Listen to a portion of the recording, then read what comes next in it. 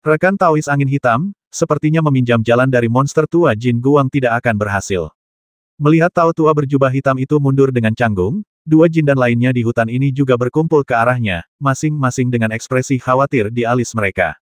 Mereka semua adalah jindan Zenren yang bermartabat, dan jika mereka ditempatkan di suatu tempat, mereka akan seperti leluhur, mampu memanggil angin dan hujan serta mengendalikan langit dengan tangan mereka. Namun ketika mereka mendekati Suanyu, mereka dimarahi seperti cucu oleh monster emas tua, dan ada sedikit kemarahan di wajah mereka.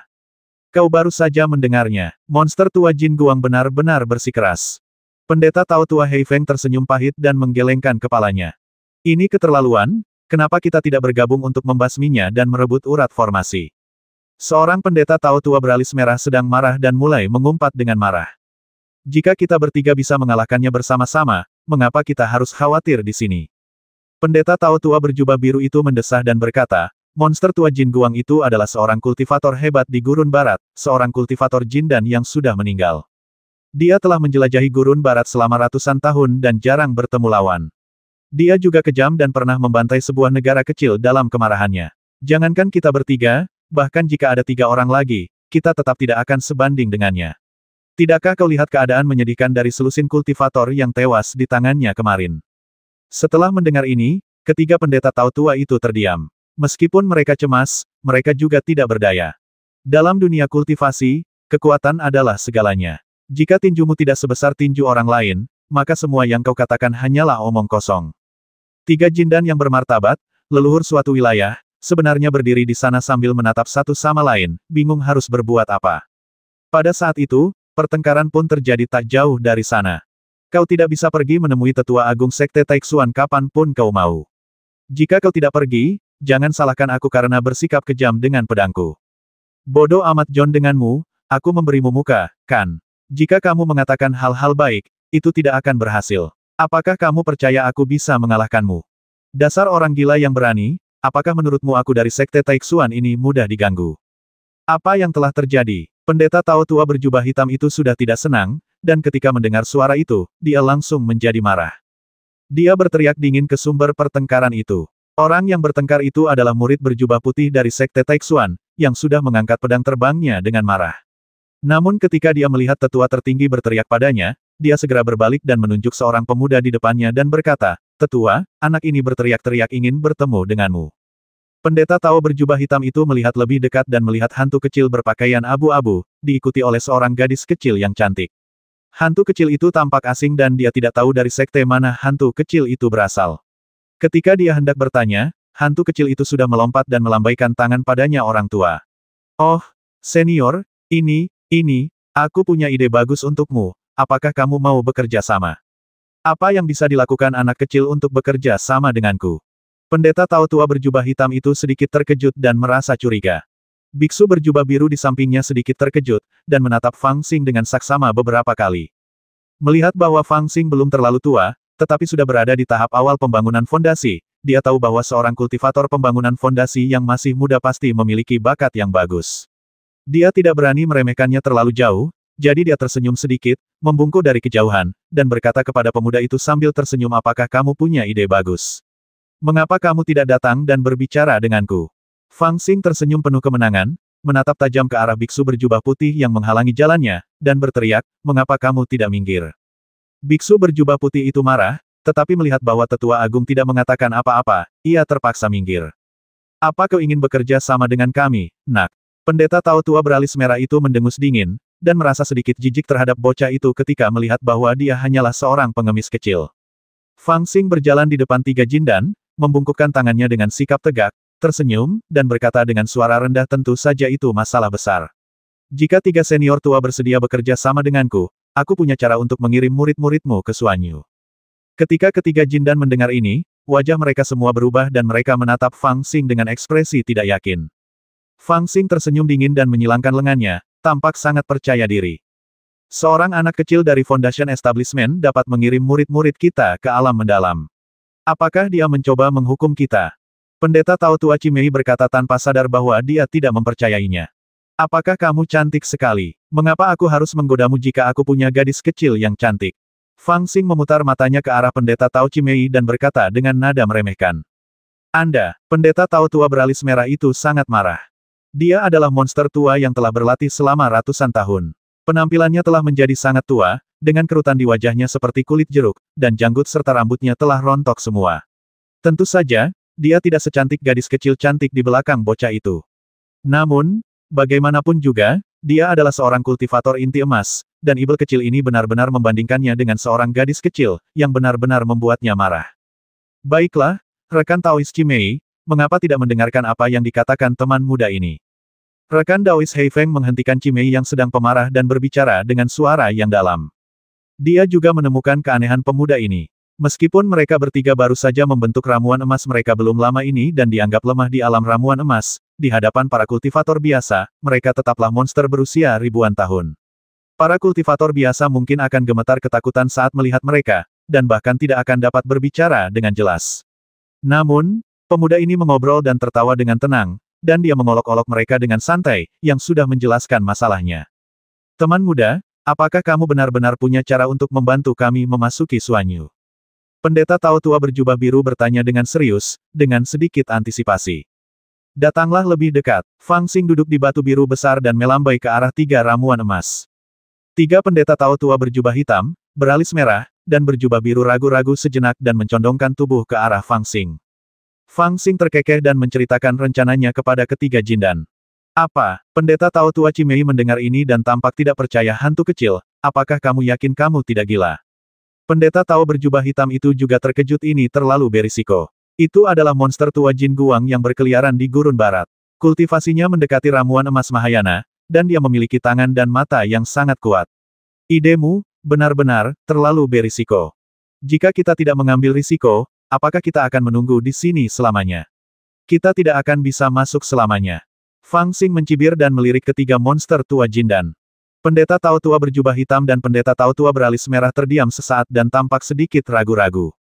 Pendeta tahu tua berjubah biru itu ragu sejenak lalu bertanya dengan serius, kawan muda, apakah kamu benar-benar punya kekuatan seperti itu? Novel terbaru diterbitkan pertama kali di Liu 9 Suba. Fang Xing tersenyum dingin, berdiri, dan melambaikan tangan kepada biksu berjubah putih yang baru saja menghentikannya. Biksu ini berada di tahap tengah pembangunan fondasi, berusia sekitar 40 tahun, dan cukup sombong. Dia telah dimarahi oleh Fang Xing dan merasa marah. Dia telah melihat ke sini. Dia hanya bertanya-tanya apa yang sedang dibicarakan orang menyebalkan kecil itu dengan tetua tertingginya sendiri, tetapi dia melihatnya melambaikan tangan padanya dan sedikit terkejut. Seberapa kuat orang ini? Fang Xing menunjuk ke arah biksu berjubah putih dan berkata. Pendeta Tao Heifeng merenung sejenak dan berkata, anak ini adalah murid pertama sekte Taixuanku. Ia memiliki keberuntungan di masa mudanya. Ia mendirikan yayasannya pada usia 25 tahun, dan mencapai puncak tahap awal pembangunan yayasan pada usia 32 tahun. Sekarang ia telah memasuki tahap tengah pembangunan yayasan. Ia sungguh menakjubkan. Sebelum dia sempat menyelesaikan kata-katanya, Fang Xing tiba-tiba menerkam, kekuatan spiritual tahunnya bersirkulasi dengan sempurna, sayap emas muncul di belakangnya, dan dia bergerak secepat kilat. Hampir seketika, dia bergegas di depan biksu berjubah putih itu, mengulurkan 5 jarinya, dan meninju wajahnya. Biksu berjubah putih itu sedikit terkejut dan tanpa sadar menghunus pedangnya, tetapi Fang Xing menekan ke bawah dengan telapak tangannya dan meraih pergelangan tangannya, dan tubuhnya mundur lagi. Setelah tergesa-gesa dan mundur, Fang Xing kembali ke tempat asalnya, tetapi dia masih memegang pergelangan tangan biksu berjubah putih. Biksu itu murka dan meraung, berusaha melawan, tetapi telapak tangan Fang Xing telah menekan pelan puncak kepalanya. 3 senior, apakah menurut kalian saya bisa melakukannya? Fang Xing tertawa dan berbalik melihat ketiga leluhur Jindan. Ketiga leluhur Jindan itu terkejut dan menatap Fang Xing dengan tidak percaya. Seorang pemuda di tahap awal pembangunan fondasi dapat menaklukkan seorang kultivator di tahap tengah pembangunan fondasi yang dikenal sebagai seorang jenius hanya dengan lambaian tangannya. Meskipun tidak terduga, keheranan ini cukup untuk mengejutkan ketiga leluhur Jindan. Mereka juga berasal dari tahap pembangunan fondasi, jadi mereka secara alami mengerti apa yang diwakili oleh kekuatan Fang Xing. Hantu kecil, dengan kekuatanmu, kau pasti bukan orang yang tidak dikenal. Katakan padaku dari sekte mana kau berasal dan siapa gurumu. Pendeta Tao Tua Cimei berkata dengan suara yang dalam bahwa pihak lain tidak lagi memiliki sedikit pun rasa jijik padanya. Saya murid Daksuesan. Saya terlambat, jadi saya tidak bisa mengejar. Fang Xing tidak menyembunyikannya dari mereka dan berkata sambil tersenyum. Para murid Gunung Salju Besar telah memasuki Suanyu, jadi bagaimana mungkin mereka masih ada di sini? Selain itu, aku telah mendengar tentang 5 kultivator pembangun fondasi yang dilatih oleh garis keturunan Gunung Salju Besar, tetapi aku belum pernah mendengar tentang pemuda sekuat itu. Pendeta Tao Angin Hitam dan Pendeta Tao Alis Merah saling berpandangan, mengira Fang Xing sengaja menyembunyikan identitasnya. Namun mereka tidak peduli. Setelah ragu sejenak, mereka berkata, dengan kekuatanmu, kamu bisa melakukan itu, tetapi kami punya pertanyaan. Bagaimana kamu bisa menjamin bahwa kamu tidak akan mengingkari janjimu setelah kami membantumu? Fang Xing menunjuk Cuci dan berkata, lindungi gadis ini. Begitu aku berhasil, aku akan mengirimnya dengan aman. Ketiga Jindan saling berpandangan dan mengangguk, berpikir itu mungkin. Namun pada saat ini, Cuci tiba-tiba berkata aku tidak akan menunggu di sini, aku ingin bersamamu. Fang Xing terkekeh dan berkata, ini terlalu berbahaya. Membawa gadis bodoh sepertimu hanya akan menghalangi. Cuci merasa sedikit sedih, tetapi dia bukan tipe yang suka ikut campur. Setelah beberapa saat, dia dengan lembut mengeluarkan payung giok putih dari tas penyimpanan dan berkata, payung giok putih Tianluo ini adalah senjata pertahanan yang diberikan kepadaku oleh leluhur. Kamu bisa mengambilnya. Ketika dia mengatakan ini, dia tidak tahu apa yang ada dalam pikirannya, dan tiba-tiba dia sedikit terkejut, tetapi senyum tipis muncul di sudut mulutnya. Apa yang kamu tertawakan? Fang Xing menyambarnya, memandanginya berulang kali, lalu melotot ke arah Cuci. Kata Cuci aku tidak akan memberitahumu. Ternyata Cuci memohon kepada leluhur dan saudara kaisar untuk senjata misterius ini karena dia telah menderita kekalahan di tangan Fang Xing. Dia bermaksud menggunakannya untuk menghadapi Fang Xing, tetapi dia tidak menyangka bahwa mereka akan mengambil inisiatif untuk meminjamkannya kepadanya.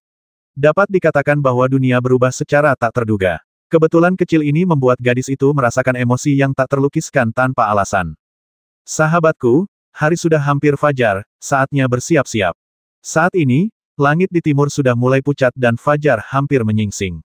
Ketiga leluhur Jindan memberi peringatan. Waktu berlalu dengan tenang dan fajar pun perlahan mendekat. Melihat awan di timur telah dikelilingi oleh emas, dan tampaknya cahaya ungu pertama akan muncul di saat berikutnya, para murid dari garis keturunan Jin Guang semua melompat, berkonsentrasi dan menahan napas, melihat ke jembatan batu kecil, menunggu untuk memasuki alam Suan dan memanfaatkan kesempatan yang jatuh sejak hari itu. Hanya Jin Fu, keturunan leluhur Jin Guang, yang tampak sedikit cemas dan terus melihat ke kejauhan. Itu hanya untuk membasmi hantu kecil di tahap awal pembangunan pondasi. Mengapa butuh waktu lama, Paman Hong? Jin Fu merasa bingung dan gelisah. Melihat ini, Yuan Shenglian diam-diam menarik tangannya, yang membuatnya merasa tenang. Langit di timur berangsur-angsur cerah, dan sinar pertama udara ungu akan segera jatuh ke bumi. Leluhur Jin Guang telah merasakan energi spiritual mulai aktif, dan cahaya susunan sihir yang menutupi jembatan batu kecil mulai mengendur, dan urat susunan akan segera terbuka. Leluhur, tolong aku. Pada saat kritis ini, tiba-tiba sebuah suara melengking terdengar dari pegunungan dan hutan yang jauh, terdengar sangat panik. Ketika Jin Fu mendengar suara itu, dia terkejut dan melihat ke arah asal suara itu. Bahkan leluhur tua Jin Guang sedikit terkejut dan melihat ke arah suara itu dengan heran. Namun tiba-tiba, seorang lelaki tua berpakaian abu-abu berjalan terhuyung-huyung ke arah mereka dari arah gunung. Tubuhnya penuh luka dan berdarah, dan tampaknya ia mengalami luka serius. Ia berlari ke arah mereka sambil berteriak minta tolong, seolah-olah ia sedang dikejar oleh hantu. Dasar orang menyebalkan tua, sekarang kau sudah berada di tanganku, kau masih mau kabur. Tidak jauh di belakang budak tua itu, terdengar suara teriakan keras, dan rantai seperti naga hitam dilemparkan, dililitkan di pinggang, dan menarik budak tua itu kembali. Kemudian seorang pria menggendong budak tua itu dan perlahan berjalan keluar dari hutan. Dia kurus, dengan rambut acak-acakan, dan aura pembasmi di sekelilingnya, membuatnya tampak seperti ibel, agung dan menantang. Paman Hong, Jin Fu melihat pemandangan ini dari jauh dan juga merasa ngeri. Dia berdiri dengan suara mendesing, wajahnya pucat. Apa yang sedang terjadi? Jelas, Paman Hong hanya diminta untuk membasmi seorang anak pada tahap awal pembangunan pondasi, jadi mengapa Paman Hong kembali dalam keadaan seperti itu? Bagaimana setan kecil itu mendapat kemampuan untuk memaksa Paman Hong sampai sejauh ini? Untuk sesaat, tidak ada waktu untuk memikirkan banyak pertanyaan ini.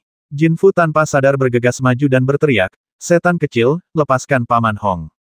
Membiarkan dia pergi. Fang Xing mencibir, darah di sekujur tubuhnya membuatnya tampak semakin mengerikan.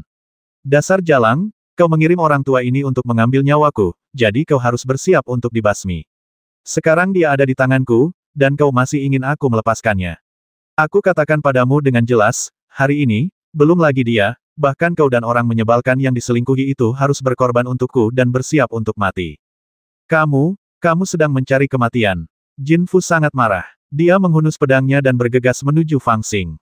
Oh, kalau begitu, datanglah dan basmi aku. Fang Xing mencibir, dengan sedikit antisipasi di matanya. Akan lebih baik jika wanita jalang ini benar-benar bergegas menyerangnya.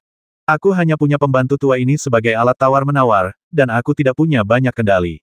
Akan lebih baik jika ada wanita ini. Namun, setelah Jin Fu menghunus pedangnya, sebelum dia bergegas mendekat, dia tiba-tiba mendengar teriakan dingin Fuer, berhenti. Suaranya tidak keras, tetapi terdengar dengan kekuatan yang luar biasa. Leluhur tua Jin Guanglah yang berbicara. Seng Lian, siapa anak laki-laki ini? Leluhur Jin Guang melirik Fang Xing dengan tenang dan bertanya pada Yuan Seng Lian.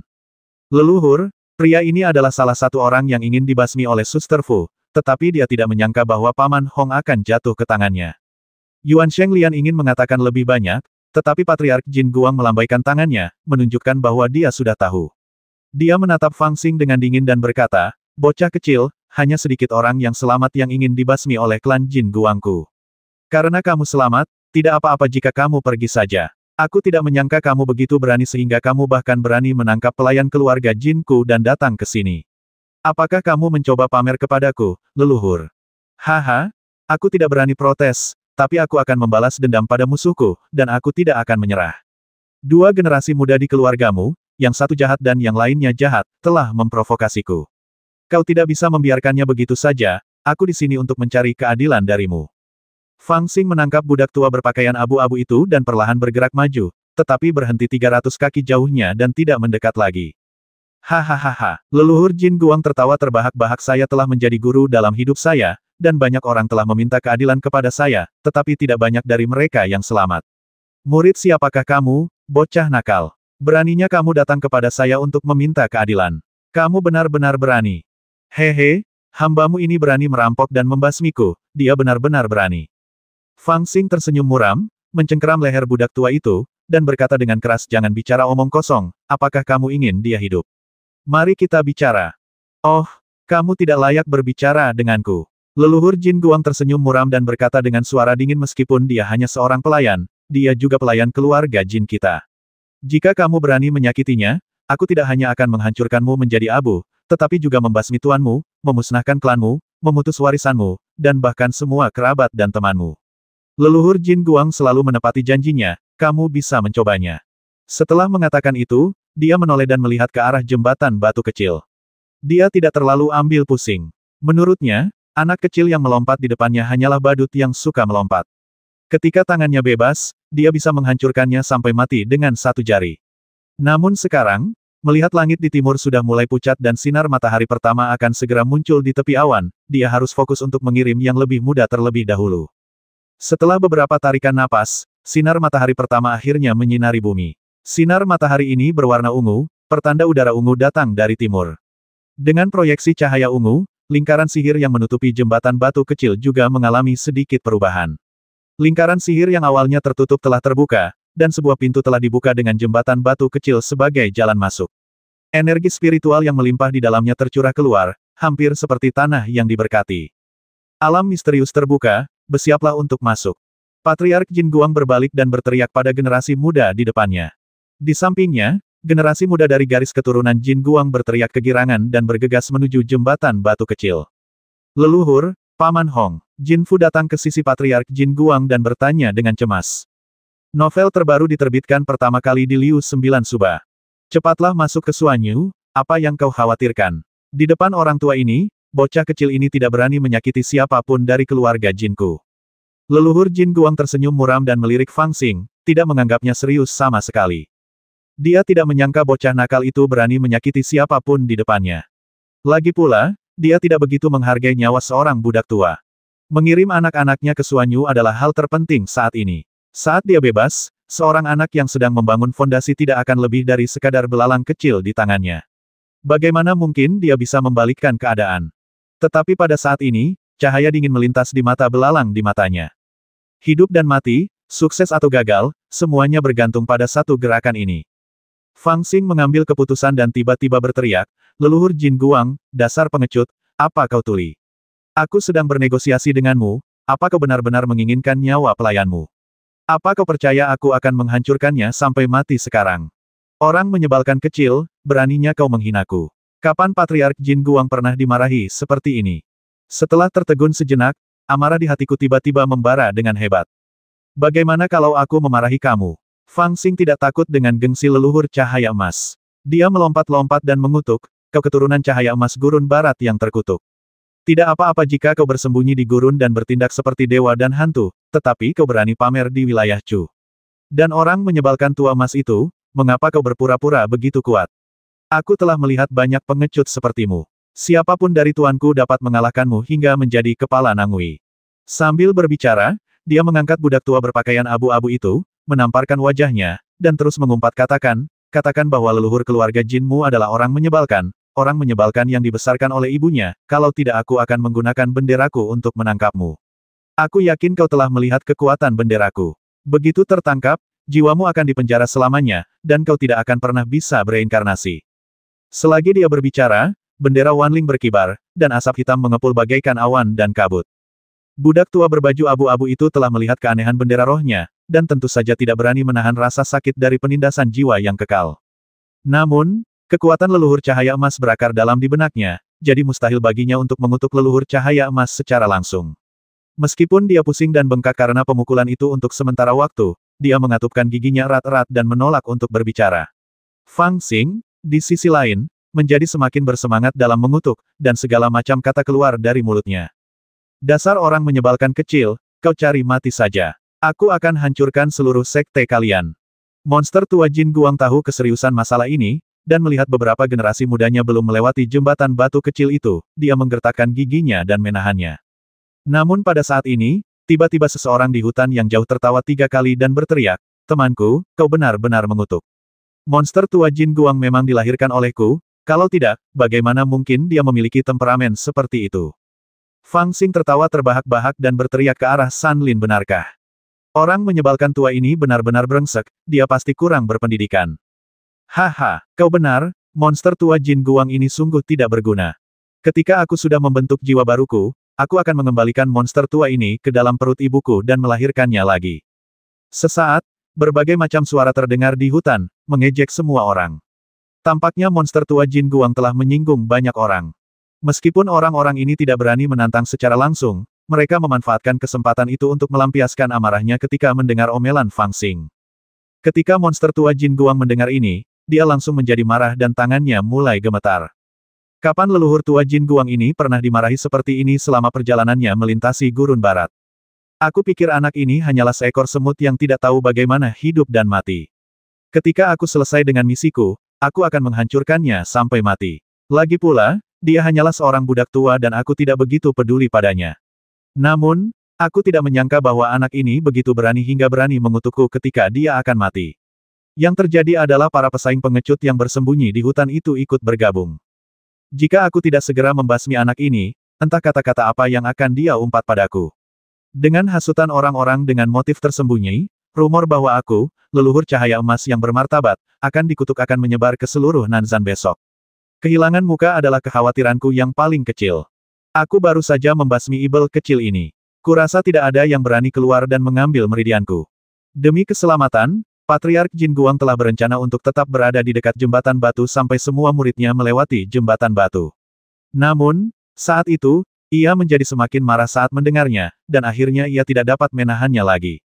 Dengan raungan keras, ia berubah menjadi aliran cahaya dan menerkam ke arah Fang Xing, sambil berteriak, "Orang menyebalkan kecil, hari ini aku akan menghancurkan tulangmu menjadi abu dan menghancurkan jiwamu." Orang menyebalkan tua ini akhirnya marah. "Lao Xie, ambil tindakan." Melihat monster tua cahaya emas itu bersemangat padanya, Fang Xing akhirnya melepaskan kekhawatirannya. Pikirannya bergerak cepat dan dia berkomunikasi dengan Raja Jahat Dapeng. Kemudian dia tersenyum ganas pada cahaya keemasan yang melesat ke arahnya seperti meteor dan menamparkan budak tua berpakaian abu-abu itu sampai mati dengan satu telapak tangan. Pada saat yang sama, asap hitam di bendera Wanling tiba-tiba melonjak dan menutupi area seluas 10 kaki. Wus! Jindan menyerang dengan kecepatan tinggi sehingga tampak seperti sinar cahaya keemasan, dan mencapai jarak 100 kaki dalam sekejap. Namun pada saat ini, tiba-tiba, beberapa aura pembasmi melonjak di hutan dan menyerbu ke arah monster cahaya keemasan itu. Monster tua yang marah Jin Guang sedikit terkejut, hatinya sedikit terkejut, dan dia melihat ke arah pegunungan dan hutan. Dia sudah tahu bahwa ada banyak golden elixir yang didambakan di pegunungan dan hutan. Meskipun orang-orang ini bukan lawannya, dia tetap harus berhati-hati dan waspada. Namun, saat ia terkejut, ia mendapati hutan itu kosong dan sunyi, serta tidak ada seorang pun yang mengambil tindakan. Sekumpulan sampah ini benar-benar tidak punya keberanian untuk menantang leluhur cahaya emasku. Leluhur Jin Guang mencibir dan hendak menyerang Fang Xing dengan telapak tangannya. Dengan suara bang, kekuatan telapak tangan Haoran menghantam kabut hitam di bawah. Kekuatan telapak tangan yang dahsyat membubarkan asap hitam yang mengepul, tetapi dia terkejut saat mengetahui Fang Xing sudah tidak ada di sana. Kau menggunakan alat teleportasi. Monster tua Jin Guang segera menyadari apa yang tengah terjadi, dan dengan sapuan indera spiritualnya, dia menyelimuti area di sekitarnya. Dengan tingkat kultivasinya, menggerakkan senjata ajaib itu bukanlah apa-apa. Setelah menguasai posisinya, dia tinggal mengejar dan memberikan pukulan lagi dengan telapak tangannya. Namun setelah pandangan itu, dia sedikit terkejut dan berbalik melihat jembatan batu kecil itu. Sosok setan kecil terkutuk itu tiba-tiba muncul di depan jembatan batu kecil dan bergegas ke arahnya. Anak ini menggunakan alat sihir untuk berteleportasi, namun dia tidak melarikan diri jauh, melainkan tetap berada dalam formasi yang dijaganya.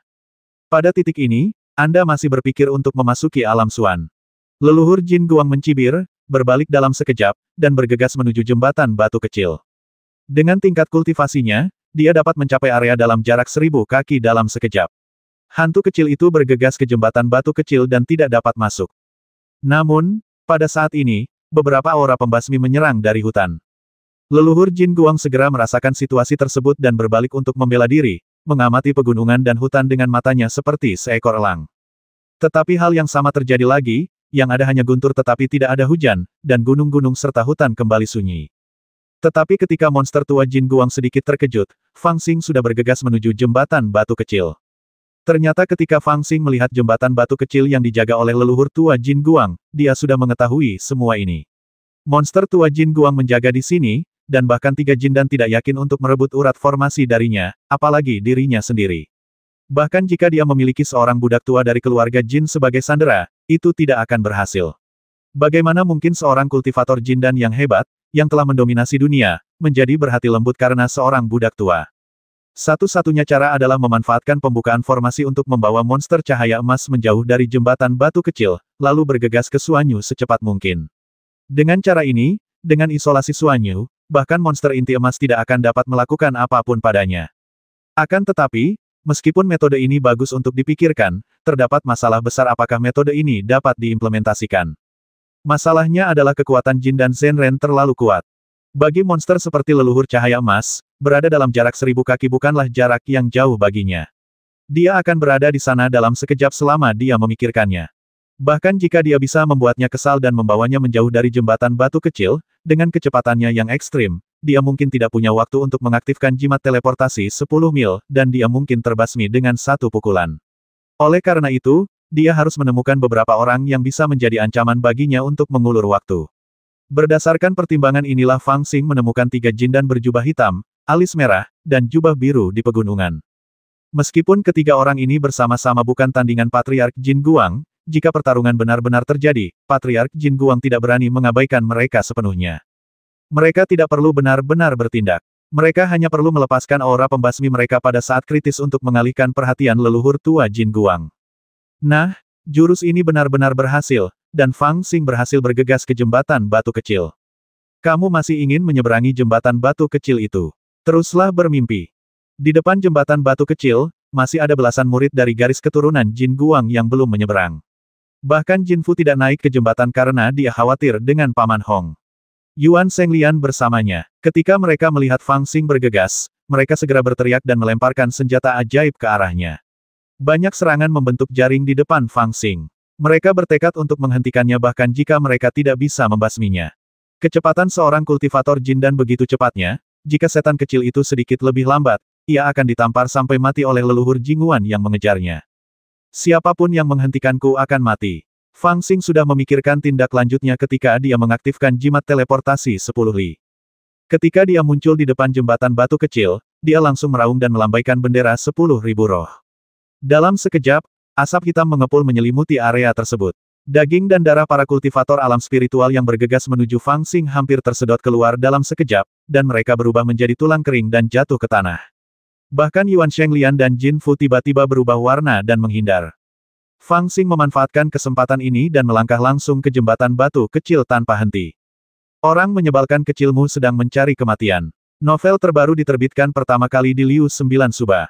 Tak usah dikatakan lagi, si monster tua Jin Guang menjadi sangat marah saat melihat 4 atau 5 orang muridnya dibasmi oleh Fang Xing hanya dengan lambaian benderanya. Dengan sebuah pikiran, dia melesat di depan jembatan batu kecil dan menamparnya dengan telapak tangan yang kuat. Namun, ketika dia teralihkan di udara, Fang Xing telah melewati setengah dari jembatan batu kecil itu. Kekuatan telapak tangannya hanya membuat Fang Xing terhuyung-huyung, dan kemudian dia menggunakan kekuatan itu untuk bergegas maju, tubuhnya seperti aliran cahaya, dan melewati jembatan batu kecil itu dalam sekali jalan. Hahaha, dasar orang menyebalkan tua, aku di sini juga. Kenapa kau? Fang Xing menyeberangi jembatan batu kecil dan tertawa terbahak-bahak, merasa sangat bangga. Kalian, rekan-rekan murid, mari kita pergi bersama dan membasminya. Para murid dari garis keturunan Jin Guang yang telah memasuki Suanyu berkumpul di ujung jembatan. Ketika mereka melihat Fang Xing bergegas masuk, mereka segera mengepungnya.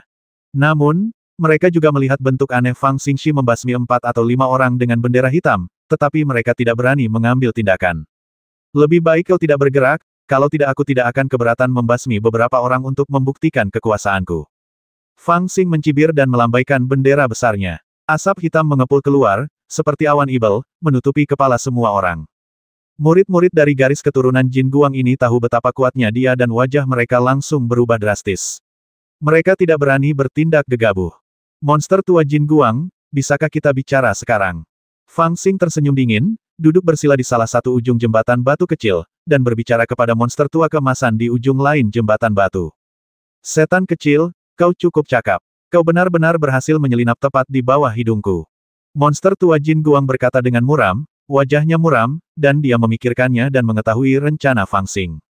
Haha, sudah kukatakan sebelumnya, aku sangat mampu, hanya saja jalang buta itu yang kurang beruntung itu ingin menggangguku. Fang Xing mencibir, lalu melambaikan tangannya dan berteriak, baiklah, waktunya hampir habis, hanya tinggal satu batang dupa lagi untuk membuka formasi. Jangan bicara omong kosong lagi, sekarang kalian semua murid adalah sanderaku, jika kalian tidak ingin mereka semua mati, dengarkan saja apa yang kukatakan.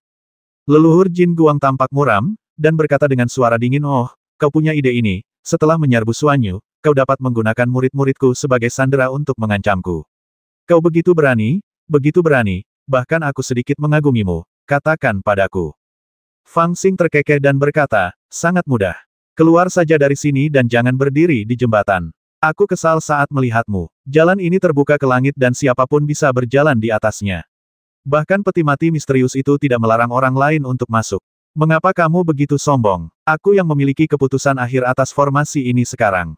Siapapun yang ingin masuk bisa masuk. Sebagai hadiah, aku tidak akan mempersulit cicit buyutmu. Bagaimana? Setelah mendengar ini, monster tua Jin Guang tampak muram dan terdiam beberapa saat. Jin Fu menjadi marah dan berkata dengan tegas, Grandmaster, jangan setuju dengannya. Biarkan aku masuk dan membasmi orang ini. Kemudian Yuan Shenglian buru-buru menariknya kembali dan berbisik, jangan bersemangat, adik muda Fu. Bendera di tangan anak itu sangat kuat. Jin Fu sangat marah hingga giginya gatal, tetapi dia tidak benar-benar bergegas mendekati jembatan batu kecil itu. Dia bahkan merasa agak beruntung dalam hatinya karena tidak memasuki alam Suan secepat itu.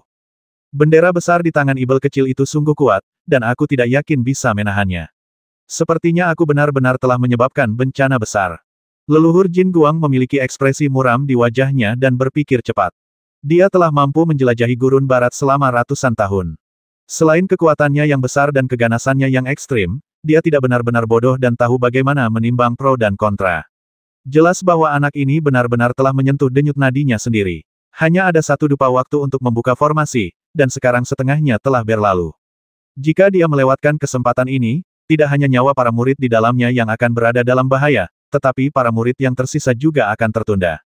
Jika orang lain, dia tidak akan terlalu khawatir dan bisa membiarkan Jin Fu atau Yuan Shenglian masuk dan membasmi ibel kecil itu.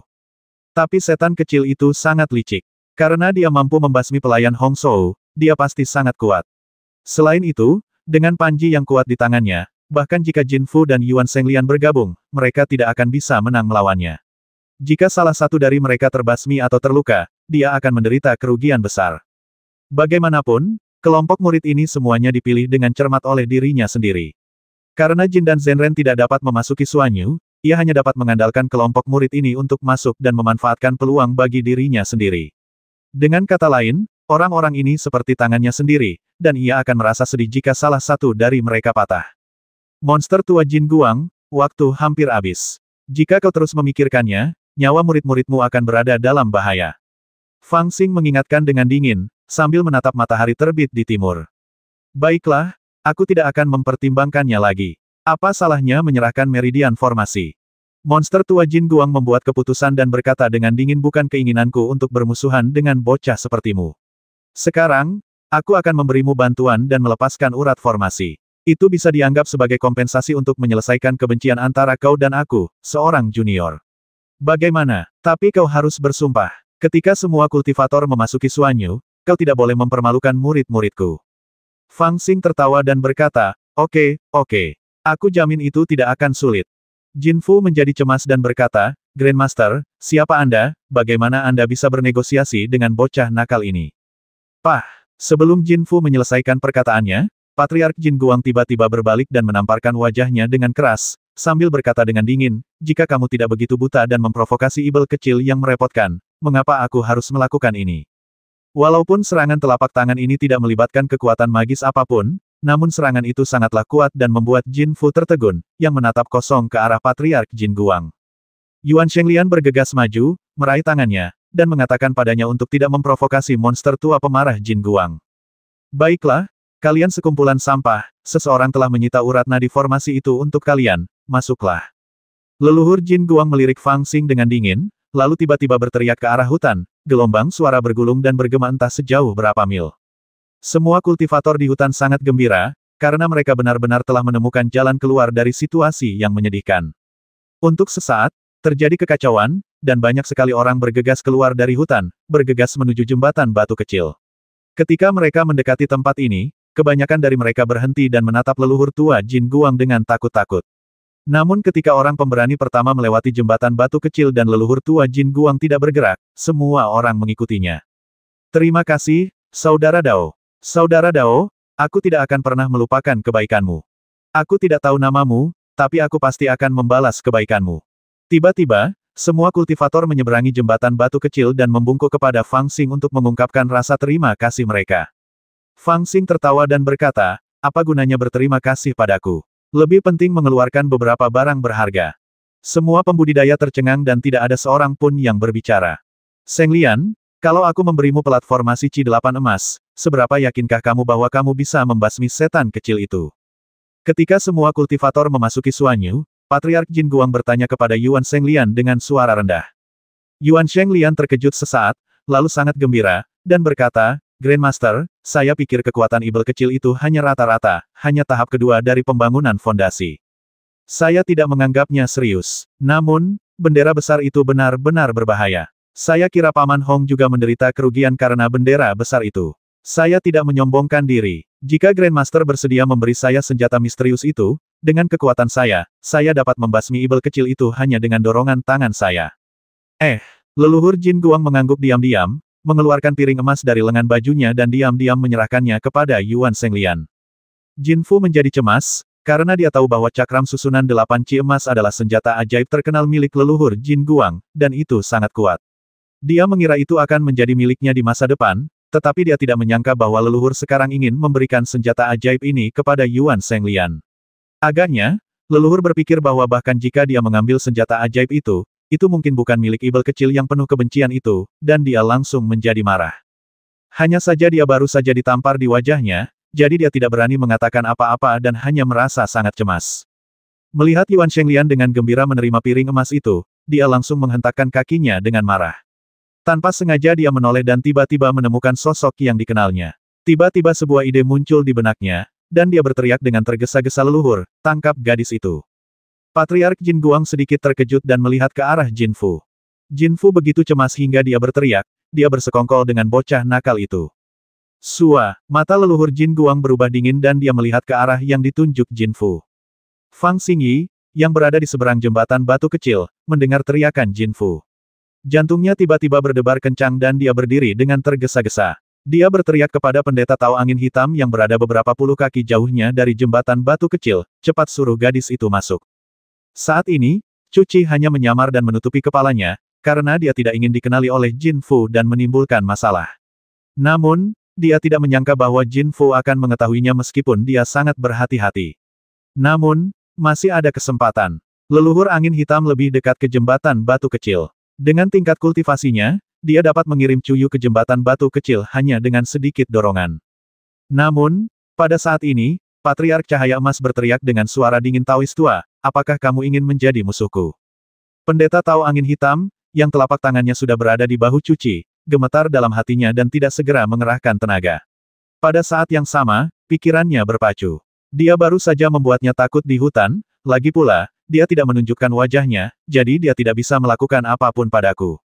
Tetapi jika aku mengirim gadis kecil ini di depannya, aku benar-benar akan menyinggung monster cahaya emas. Aku tidak tahu apakah alis merah dan jubah biru akan membantuku melawan musuh. Melihat lagi, dia menemukan bahwa hampir semua murid sekte Taixuannya telah memasuki Xuanyu. Tujuannya telah tercapai. Satu-satunya yang tersisa adalah masalah monster tua Jin Guang dan Ibel kecil itu. Mengapa tidak menjauh sekarang? Setelah berpikir sejenak, dia tidak mendorong Chu Qi. Chu Qi juga menyadari bahaya saat ini. Dia terkejut, mengangkat roknya, dan berlari menuju jembatan batu kecil. Novel terbaru diterbitkan pertama kali di Liu 9 Suba. Hehe, monster tua Jin Guang sangat gembira. Dia mengulurkan tangannya dan kekuatan tak terlihat keluar, menangkap Chu Qi di tangannya. Jin Guang, kau orang menyebalkan tua, jika kau berani menyakiti gadis ini, aku akan membasmi semua muridmu.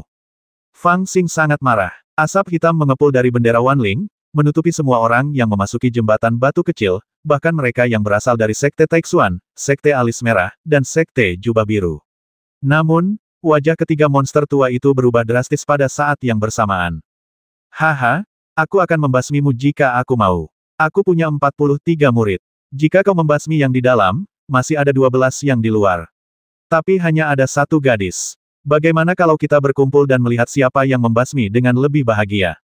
Leluhur Jin Guang menangkap Chu Qi, dan melihat ekspresi cemas Fang Xing, dia tahu bahwa gadis ini memang dekat dengannya, dan dia tertawa.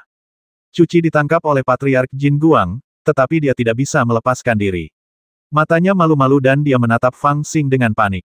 Dahi, Fang Xing tertegun sejenak, lalu tiba-tiba memasang wajah tersenyum dan berkata, buat apa repot-repot? Itu semua adalah nyawa manusia. Membasmi mereka sangat membosankan. Senior Jin Guang, jangan salahkan aku karena tidak memberitahumu. Gadis di tanganmu adalah putri kecil dari istana kerajaan Chu. Dia memiliki leluhur bernama Chu Taisang, yang juga seorang pria kejam. Jika kau menyakiti gadis ini, orang menyebalkan tua itu akan membuatmu dalam masalah serius. Leluhur Jin Guang tersenyum dingin dan berkata, jika kamu ingin mengarang cerita, kamu harus mengarang sesuatu yang layak. Apakah kamu akan memilih seorang gadis dan mengatakan bahwa dia adalah putri kecil dari istana kerajaan Chu? Fang Xing sangat cemas dan berkata, dia benar-benar putri kecil dari istana kerajaan Chu. Ekspresi lelaki tua Jin Guang berubah, dan dia berteriak aku tidak akan bertarung denganmu. Aku akan menghitung sampai 3, dan kau harus berlutut. Kalau tidak, wajah Fang Xing berubah drastis. 1. Leluhur Jin Guang berbicara dengan dingin, wajahnya tanpa ekspresi. Sua, Fang Xing berlutut dan berkata, buat apa buang-buang waktu? Ini cuma berlutut. Katakan saja dan semuanya akan berakhir. Leluhur Jin Guang terkejut. Ia ingin menguji apakah gadis ini benar-benar penting bagi hantu kecil itu dengan berlutut, agar dapat melanjutkan rencana berikutnya. Namun, ia tidak menyangka bahwa setelah satu hitungan saja, hantu kecil itu langsung berlutut. Tampaknya ia benar-benar tidak menganggap serius tindakan berlutut. Ia sedikit bingung tentang bagaimana menjalankan rencananya selanjutnya. Mata Chu Qi berkaca-kaca karena air mata. Dia telah melihat saudaranya bertarung dalam pertarungan besar dengan seseorang. Di akhir pertarungan, orang itu harus berlutut dan mengakuinya sebagai tuannya. Namun, orang itu lebih suka mati daripada berlutut, dan akhirnya dibasmi oleh saudaranya. Jelas betapa pentingnya berlutut ini bagi seorang kultivator. Namun Fang Xiaojiu bersedia berlutut demi dia. Betapa berharganya dia. Namun, dia mungkin tidak pernah menyangka bahwa Fang Xing selalu begitu tidak tahu malu. Selama masalahnya dapat diselesaikan, dia bahkan akan berlutut dan bersujud. Lagi pula, itu tidak akan merugikannya, dan setelah membasmi lawannya, dia tetap menjadi bos. Waktu hampir habis, dan waktu untuk menutup formasi akan segera tiba. Leluhur Jin Guang tidak punya waktu untuk memikirkannya, dan berkata dengan dingin, kau ingin menyelamatkan nyawa gadis ini, itu mudah. Karena kau telah membasmi pelayan keluarga Jin kami, maka aku ingin kau secara sukarela mengenakan cincin pengunci dewa dan bersumpah. Kali ini di Suanyu, kau akan menjadi budak keluarga Jinku dan memperjuangkan kesempatan untukku. Ketika masalah di Suanyu selesai, aku akan memberimu kebebasan. Bagaimana? Cincin pengunci dewa. Fang Xing terkejut, lalu dia berkata dengan tegas, oke. Cincin pengunci dewa adalah alat ajaib untuk mengurung. Setelah digunakan, cincin ini akan mengunci roh sejati dan memenjarakan jiwa selamanya. Mantra ini sering digunakan untuk mengikat pelayan dalam keluarga besar praktisi. Sebagian besar pelayan dalam keluarga besar itu adalah praktisi. Belum lagi mereka yang telah mendirikan yayasan, bahkan ada beberapa yang merupakan ramuan emas atau bahkan jiwa baru lahir. Orang-orang seperti itu sangat berbahaya. Aku adalah orang yang paling kuat di dunia, jadi bagaimana mungkin aku bersedia menjadi budak? Untuk mencegah orang-orang seperti itu memberontak dan berkhianat, seseorang menciptakan senjata ajaib ini untuk mengunci jiwa seorang pendeta. Saat memakai cincin ini, penerimanya harus mengucapkan sumpah. Setelah mengucapkan sumpah, cincin ajaib akan muncul dan mengikat erat jiwa penggarapnya, dan sumpah tersebut tidak dapat dilanggar. Patriark Jin Guang juga sedang dikejar waktu dan tidak punya waktu untuk berdebat dengan Fang Xing, jadi dia langsung mengusulkan metode ini. Dia pikir jika dia ingin mengambil nyawa anak itu secara langsung, dia pasti tidak akan setuju. Jika dia ingin menjadikannya budak keluarga Jin selamanya, dia mungkin juga tidak akan setuju. Akan lebih baik baginya untuk mundur selangkah dan membiarkannya menjadi budak keluarga Jin selama dia tinggal di Suanyu. Ini akan menjadi cara yang paling aman. Tentu saja, yang lebih penting adalah bahwa dengan kekuatan anak ini, dia benar-benar dapat banyak membantu. Orang-orang seperti Patriark Jin Guang sangat menghargai kekuatan dan kepentingan saat menilai orang. Meskipun anak yang muncul entah dari mana ini mempermainkanku, dia memang sangat cakap. Kurasa cicitku atau lotus asli tidak punya keberanian seperti itu. Akan sangat menyenangkan jika aku bisa memanfaatkannya untuk kentunganku sendiri. Dan seperti dugaan leluhur Jin Guang, Fang Xing pun menyetujuinya dengan mudah. Ayo, lemparkan cincin pengunci dewa padanya. Leluhur Jin Guang berteriak dingin, dengan sedikit rasa bangga muncul di sudut mulutnya. Ya, leluhur, Jin Fu setuju dan hendak bergegas masuk. Namun, Patriark Jin Guang mencoba menghentikannya dan berkata, tunggu sebentar, lepaskan Sheng Lian. Yuan Sheng Lian diam-diam menghela nafas dan berkata, ya, leluhur. Patriark Jin Guang kemudian menyuntikkan pikiran ilahi ke dalam cincin pengunci dewa, yang setara dengan memasukkan kondisi yang telah dikatakannya ke dalam cincin pengunci dewa, dan kemudian menyerahkannya kepada Yuan Sheng Lian. Yuan Sheng Lian mengambil cincin pengunci dewa yang diserahkan oleh Patriark Jin Guang dan berjalan menuju jembatan batu kecil. Namun, dia tahu bahwa Patriark Jin Guang mungkin khawatir cicitnya akan ditangkap oleh Fang Xing yang tiba-tiba melakukan serangan balik, jadi dia memintanya untuk mengambil risiko. Lagi pula, sebagai perbandingan, dia hanyalah orang luar dan tidak sepenting cicitnya. Waktu hampir habis, dan hanya tersisa setengah cangkir teh sebelum formasi ditutup. Dia tidak mengatakan apa-apa lagi, tetapi langsung mendatangi Fang Xing, mengeluarkan cincin besi hitam mengilap, mengangkatnya tegak di depan Fang Xing, dan berkata, bersumpahlah. Ekspresi Fang Xing tegang, dan dia berkata dengan suara yang dalam di Suanyu ini, aku bersumpah untuk melayani keluarga Jin. Tak lama kemudian, saat sumpah diucapkan, cahaya redup muncul di cincin besi itu, dan rune berkelebat satu demi satu. Kemudian, cahaya itu terbang otomatis dan menempel erat di dahi Fang Xing. Melihat bahwa dia tidak melakukan trik apapun, Yuan Sheng Lian menghela napas lega, dan leluhur Jin Guang juga menyeringai, dan para murid dari garis keturunan Jin Guang semuanya merasa lega, tetapi wajah Cuci sudah berlinang air mata. Pendeta Tao berjubah hitam dan 3 orang lainnya memasang ekspresi muram di wajah mereka. Mereka mulai mengkhawatirkan murid-murid mereka sendiri. Mereka tidak tahu apakah monster tua yang ganas dan kejam Jin Guang ini akan membasmi murid-murid mereka sendiri setelah dia mengambil alih situasi lagi. Sayangnya, tidak ada gunanya mengkhawatirkan hal-hal ini sekarang. Begitu mereka memasuki Suanyu, mereka bisa masuk tetapi tidak bisa keluar. Mereka harus mencari jalan keluar lain. Tangkap dia, formasi akan segera ditutup. Leluhur Jin Guang berteriak dingin dan menyerahkan Cuci kepada Jin Fu. Ketika mengucapkan mantra ini, seseorang harus memenuhi janjinya, jika tidak sumpah yang diucapkan oleh penerimanya akan dilanggar. Jin Fu meraih pakaian Cuci, dan membawanya serta murid-murid yang tersisa dari garis keturunan Jin Guang untuk bergegas menuju jembatan batu kecil. Pada saat ini, formasi akan segera ditutup, dan mereka tidak berani menunda. Fang Xing, yang berada di sisi lain jembatan batu kecil, segera maju ke depan. Dia memiliki ekspresi kosong di wajahnya, dan tidak diketahui apa yang sedang dipikirkannya. Dia mengulurkan tangannya dan hendak mengambil cuci dari tangan Jin Fu. Kau membuatku dipukuli dan dimarahi oleh leluhur, dan kau masih ingin membasmi gadis ini. Ketika dia hanya berjarak sekitar 10 kaki dari Fang Xing, Jin Fu tiba-tiba tersenyum dingin, dengan sedikit kesan kejam terpancar di wajahnya. Fang Xing terkejut dan pupil matanya langsung mengecil. Yuan Shenglian juga menebak apa yang dipikirkan Jin Fu dan sangat terkejut. Dia berteriak, "Adik Fu, kamu tidak bisa." Sebelum dia sempat menyelesaikan kata-katanya, Jin Fu tiba-tiba mengangkat telapak tangannya dan menamparkan cuci dengan keras, membuat tubuh kecilnya terbang ke arah Fang Xing seperti layang-layang yang talinya putus. Fang Xing sangat ketakutan hingga dia berteriak dan bergegas maju untuk menangkapnya. Dia menunduk dan melihat mulut cuci penuh darah, yang menyembur ke dadanya. Pandangannya kabur. Tak peduli apa, cuci hanya berada di alam lindong, bagaimana dia bisa menahan serangan telapak tangan dari alam pembangunan fondasi. Dalam keadaan normal, dia juga akan memiliki payung Giok Tianluo untuk membela diri, tetapi karena dia khawatir pada Fang Xing, dia terlanjur meminjamkan payung itu padanya. Cuci terkena serangan telapak tangan dengan keras, dan sebuah lubang yang dalam muncul di punggungnya. "Kakak Fu, kamu." Yuan Shenglian bergegas mendekat, dan melihat bahwa situasinya tidak dapat diubah, dia mengerutkan kening dengan erat. Aku berjanji padanya untuk membawa gadis ini masuk, tetapi aku tidak berjanji untuk tidak membasminya. Lagi pula, dia sudah mengenakan cincin pengunci dewa, bagaimana dia masih bisa melakukan apapun?" Jin Fu memutar matanya ke arah Yuan Shenglian dan berkata dengan tidak senang, "Tapi kamu, apakah kamu merasa tertekan lagi?" Yuan Shenglian terdiam sesaat, mendesah diam-diam, dan berhenti berbicara. Ketika monster tua Jin Guang di ujung jembatan batu kecil melihat pemandangan ini, dia juga sedikit mengernyit. Awalnya dia berpikir bahwa jika Fang Xing benar-benar dapat memberikan kontribusi besar bagi keluarga Jin mereka di Suanyu, maka dia akan menerimanya sebagai murid dan membiarkannya melayaninya selama sisa hidupnya. Namun, melihat pemandangan ini, dia mendesah dalam hatinya.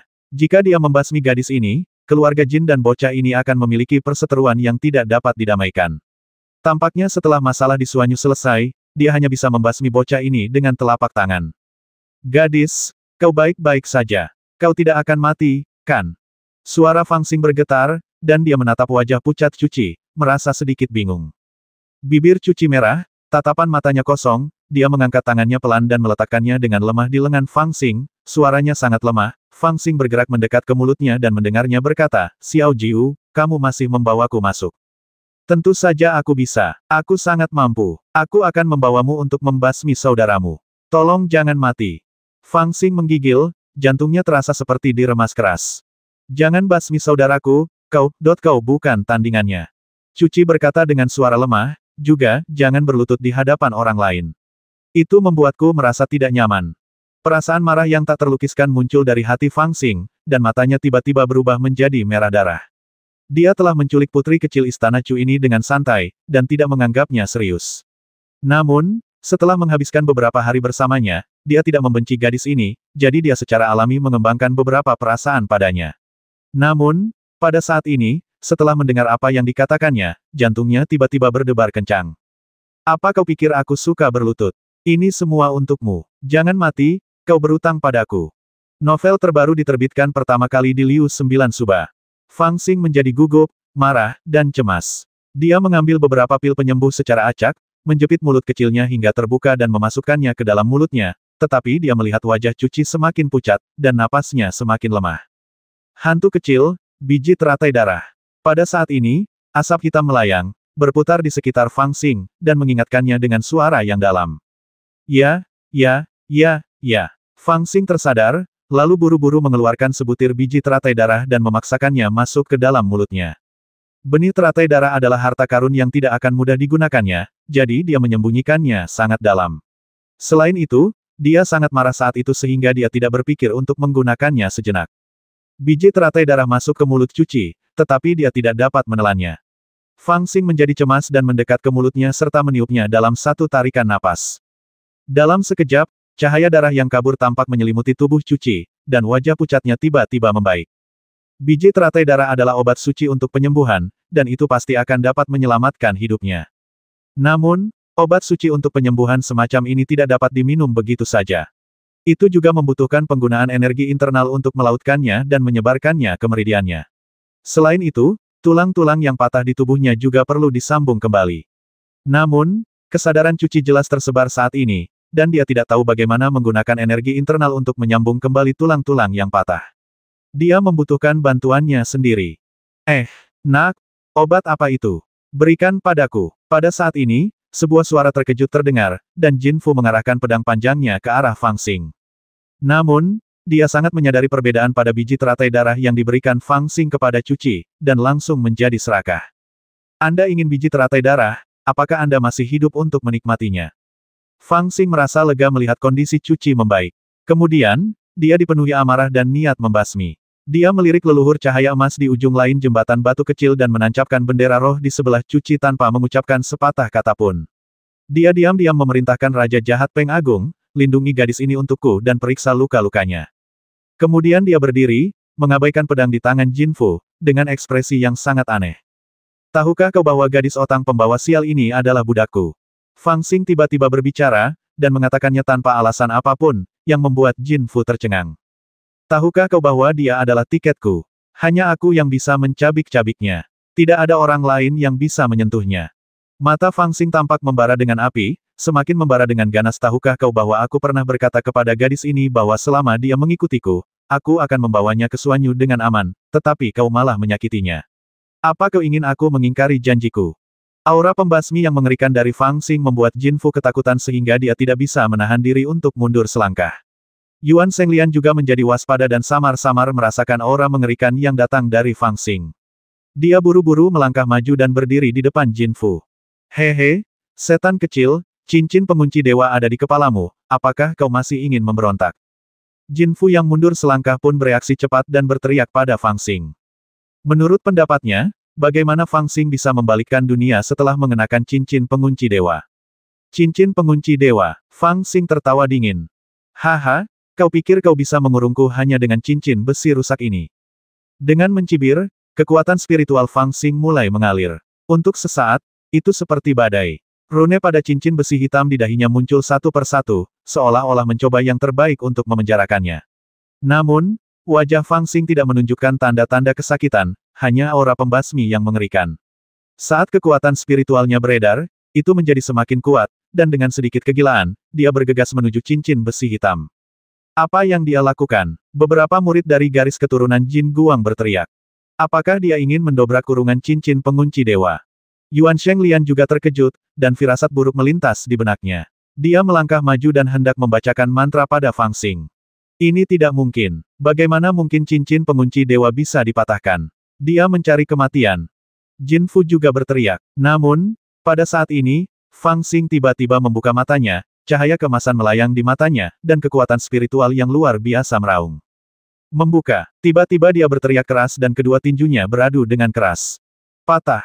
Pada saat kedua tinju itu bertabrakan, kekuatan spiritual melonjak, dan cincin pengunci dewa hancur, dengan pecahan-pecahan beterbangan di mana-mana. Dalam sekejap, semua orang terkejut. Bahkan Yuan Shenglian, yang hendak merapal mantra, tercengang di tempat.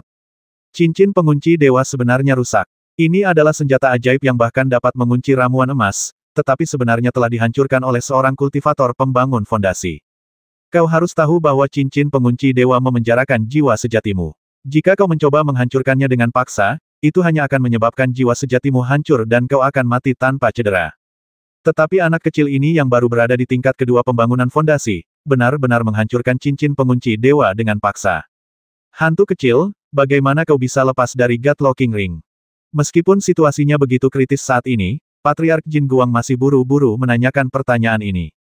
Karena meskipun dia adalah Master Jin dan, dia tidak akan bisa menemukan jawabannya, apapun yang terjadi. Cincin pengunci dewa tidak dapat dipatahkan kecuali Yuan Shenglian mengutak-atiknya saat memakaikannya pada Fang Xing. Oleh karena itu, pada titik ini, Patriark Jin Guang bahkan mulai meragukan teratai asli. Bebas. Haha, aku bahkan tidak dikurung, bagaimana aku bisa bebas? Fang Xing mencibir, tampak sangat ganas, dengan niat membasmi melayang di matanya.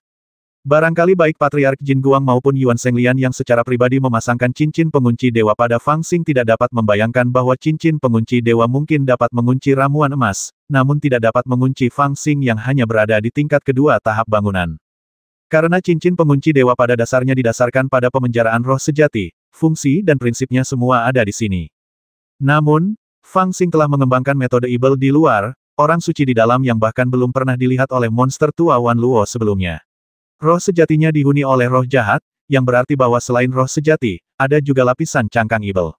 Cangkang Ibel duduk bersila di Menara Tao, memelihara roh sejati. Setelah mengenakan cincin pengunci dewa, ia langsung mengunci roh sejati di dalam Menara Tao. Jika orang lain, tentu saja mereka akan dipenjara dan tidak dapat melawan. Namun bagi pihak lain, apa yang dikunci oleh cincin pengunci dewa hanyalah cangkang Ibel di luar roh aslinya. Karena alasan inilah, selain kekuatan yang dikunci oleh God Locking Ring, ia juga memiliki kekuatan yang tidak terikat, yaitu kekuatan spiritualnya yang sebenarnya. Dengan kekuatan ini, ia dapat menghancurkan God Locking Ring sepenuhnya tanpa usaha apapun. Fang Xing terlalu malas untuk menjelaskan logika di balik ini. Dia melirik keempat murid sekte di sekitar jembatan batu kecil, dan akhirnya melihat keempat jindan yang hikmat di sisi lain jembatan batu kecil. Orang menyebalkan tua Jin Guang, jika kau menepati janjimu, aku benar-benar ingin menyelamatkan nyawa cicit buyutmu. Tapi sayangnya, aku jujur. Untuk sekali ini, tetapi kau malah bersekongkol melawanku. Tidak ada kesenangan lagi. Dia hanya mengira kalau leluhur tua Jin Guang lah yang diam-diam memerintahkan Jin Fu untuk menyakiti Cuci, dan semua kebenciannya ditujukan pada leluhur tua Jin Guang. Dan kalian bertiga orang menyebalkan tua, aku mempertaruhkan nyawaku untuk membantu kalian membawa murid-murid kalian ke Suanyu, tetapi kalian bahkan tidak bisa menjaga gadis kecilku. Kalian benar-benar membiarkannya diculik oleh orang menyebalkan tua Jin Guang. Setelah mengatakan ini, dia berhenti, dan aura pembasmi di sekelilingnya berangsur-angsur muncul, dan kemudian menyerbu dengan liar, berteriak kalian menyakiti gadis kecilku, hari ini aku akan memotong keempat warisan kalian. Keras dan tegas, niat membasmi Fang Xing meningkat, lebih kuat dari sebelumnya. Saat kekuatan spiritualnya meningkat dengan gila-gilaan, dia tidak berniat menyembunyikannya saat ini, dan lapisan roh jahat melilitnya, seperti jubah hitam, menyeret keluar sepanjang lebih dari 10 kaki. Roh jahat ini jauh dari roh jahat yang dibudidayakan oleh para pelayan Yin di pengadilan Raja Chu. Itu kuat dan ganas. Belum lagi keempat murid di lapangan, bahkan keempat jindan di seberang jembatan batu kecil merasa sedikit kedinginan. Berhentilah bermain trik. Aku akan mengirimmu untuk menemui gadis bau itu. Jin Fu terkejut, tetapi bagaimanapun juga dia adalah seorang jenius, jadi dia tidak panik. Dengan teriakan tajam, dia menyerahkan pedang panjang itu kepada Fang Xing. Dalam sekejap, pedang panjang itu berubah menjadi bayangan pedang yang tak terhitung jumlahnya, setajam pisau baja yang menggores tulang, meliputi area seluas 10 kaki. Kombinasi bayangan pedang itu benar-benar berubah menjadi bentuk naga jahat yang dibentuk oleh energi pedang, yang membuka mulutnya yang besar dan menelan Fang Xing. Bayangan pedang pun terbentuk, dan ternyata itu adalah teknik mendalam yang telah dikembangkan hingga mencapai kesempurnaan ekstrim. Hanya dengan mengandalkan kekuatan pedang ini, dia dapat membuktikan dirinya sebagai seorang jenius. Namun, saat menghadapi naga jahat yang berubah dari bayangan pedang, Fang Xing bahkan tidak melihatnya. Dia hanya mengulurkan kelima jarinya dan menekannya dengan keras. Ledakan. Novel terbaru diterbitkan pertama kali di Liu 9 Suba. Telapak tangan yang dipenuhi energi pembasmi melepaskan medan gaya tak kasat mata, menahan Stegosaurus di udara, mencegahnya bergerak maju sama sekali. Namun kebuntuan itu hanya berlangsung setengah tarikan napas sebelum pedang naga itu tiba-tiba hancur dan berubah menjadi titik-titik perak yang berhamburan di udara.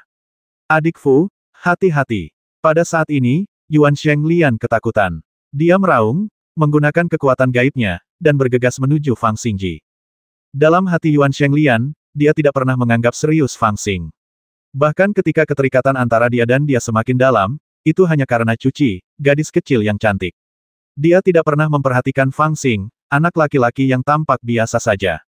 Lagi pula, dari sudut pandang jenius gurun barat ini, Fang Xing, yang berada di tahap awal pembangunan fondasi, tidak memiliki kultivasi tinggi maupun sikap yang seharusnya dimiliki seorang jenius. Sikap ini sulit dijelaskan. Singkatnya, itu adalah jenis kekuatan yang dapat dirasakan oleh lawan tanpa harus bergerak. Bahkan jika jenius ini sendirian, dan bahkan jika dia mengenakan pakaian biasa, orang dapat langsung tahu bahwa dia berbeda. Fang Xing benar-benar tidak memiliki sifat seperti ini.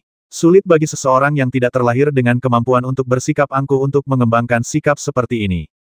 Karena itu, Meskipun Fang Xing menangkap Paman Hong dan bahkan melarikan diri ke jembatan batu kecil di bawah hidung Patriark Jin Guang, Yuan Shenglian tetap tidak menganggap serius Fang Xing. Dia hanya berpikir bahwa pemuda ini cukup cerdas dan berani. Mengenai kekuatannya, Yuan Shenglian tidak optimis, berpikir bahwa dia hanya memiliki panji yang kuat dan merupakan kekuatan eksternal. Bagiku yang memiliki cakram formasi naga emas 8, tidaklah sulit untuk mengalahkannya. Namun, rasa superioritas dalam kekuatan ini lenyap tanpa jejak dalam sekejap. Tiba-tiba ia merasa bahwa pemuda yang tadinya geram karena luka yang dialami gadis itu, tiba-tiba mengeluarkan kekuatan dahsyat yang bahkan membuatnya takut. Kekuatan dahsyat semacam ini belum pernah dirasakan bahkan oleh para pahlawan gurun barat yang setenar dirinya. Orang ini pasti seorang pejuang. Dan dia pastilah seorang pendekar yang ditempa oleh keluarga atau sekte besar dengan sumber daya yang tak terhitung jumlahnya. Dengan teriakan keras, dia berlari ke depan, dan sebuah teratai merah muncul di depan telapak tangannya, terbakar dengan gumpalan api kemasan. Saat pertama kali muncul, gumpalan api berubah menjadi bilah emas yang tajam. Dengan teratai merah sebagai dasarnya, mereka menusuk ke arah Fang Xing dengan suara Swiss. Pada saat yang sama, dia meraih Jin Fu dan menariknya ke belakangnya untuk mencegah Fang Xing melakukan serangan balik. Sua, pedang emas itu meleset dan Fang Xing yang berdiri di sana pun menghilang.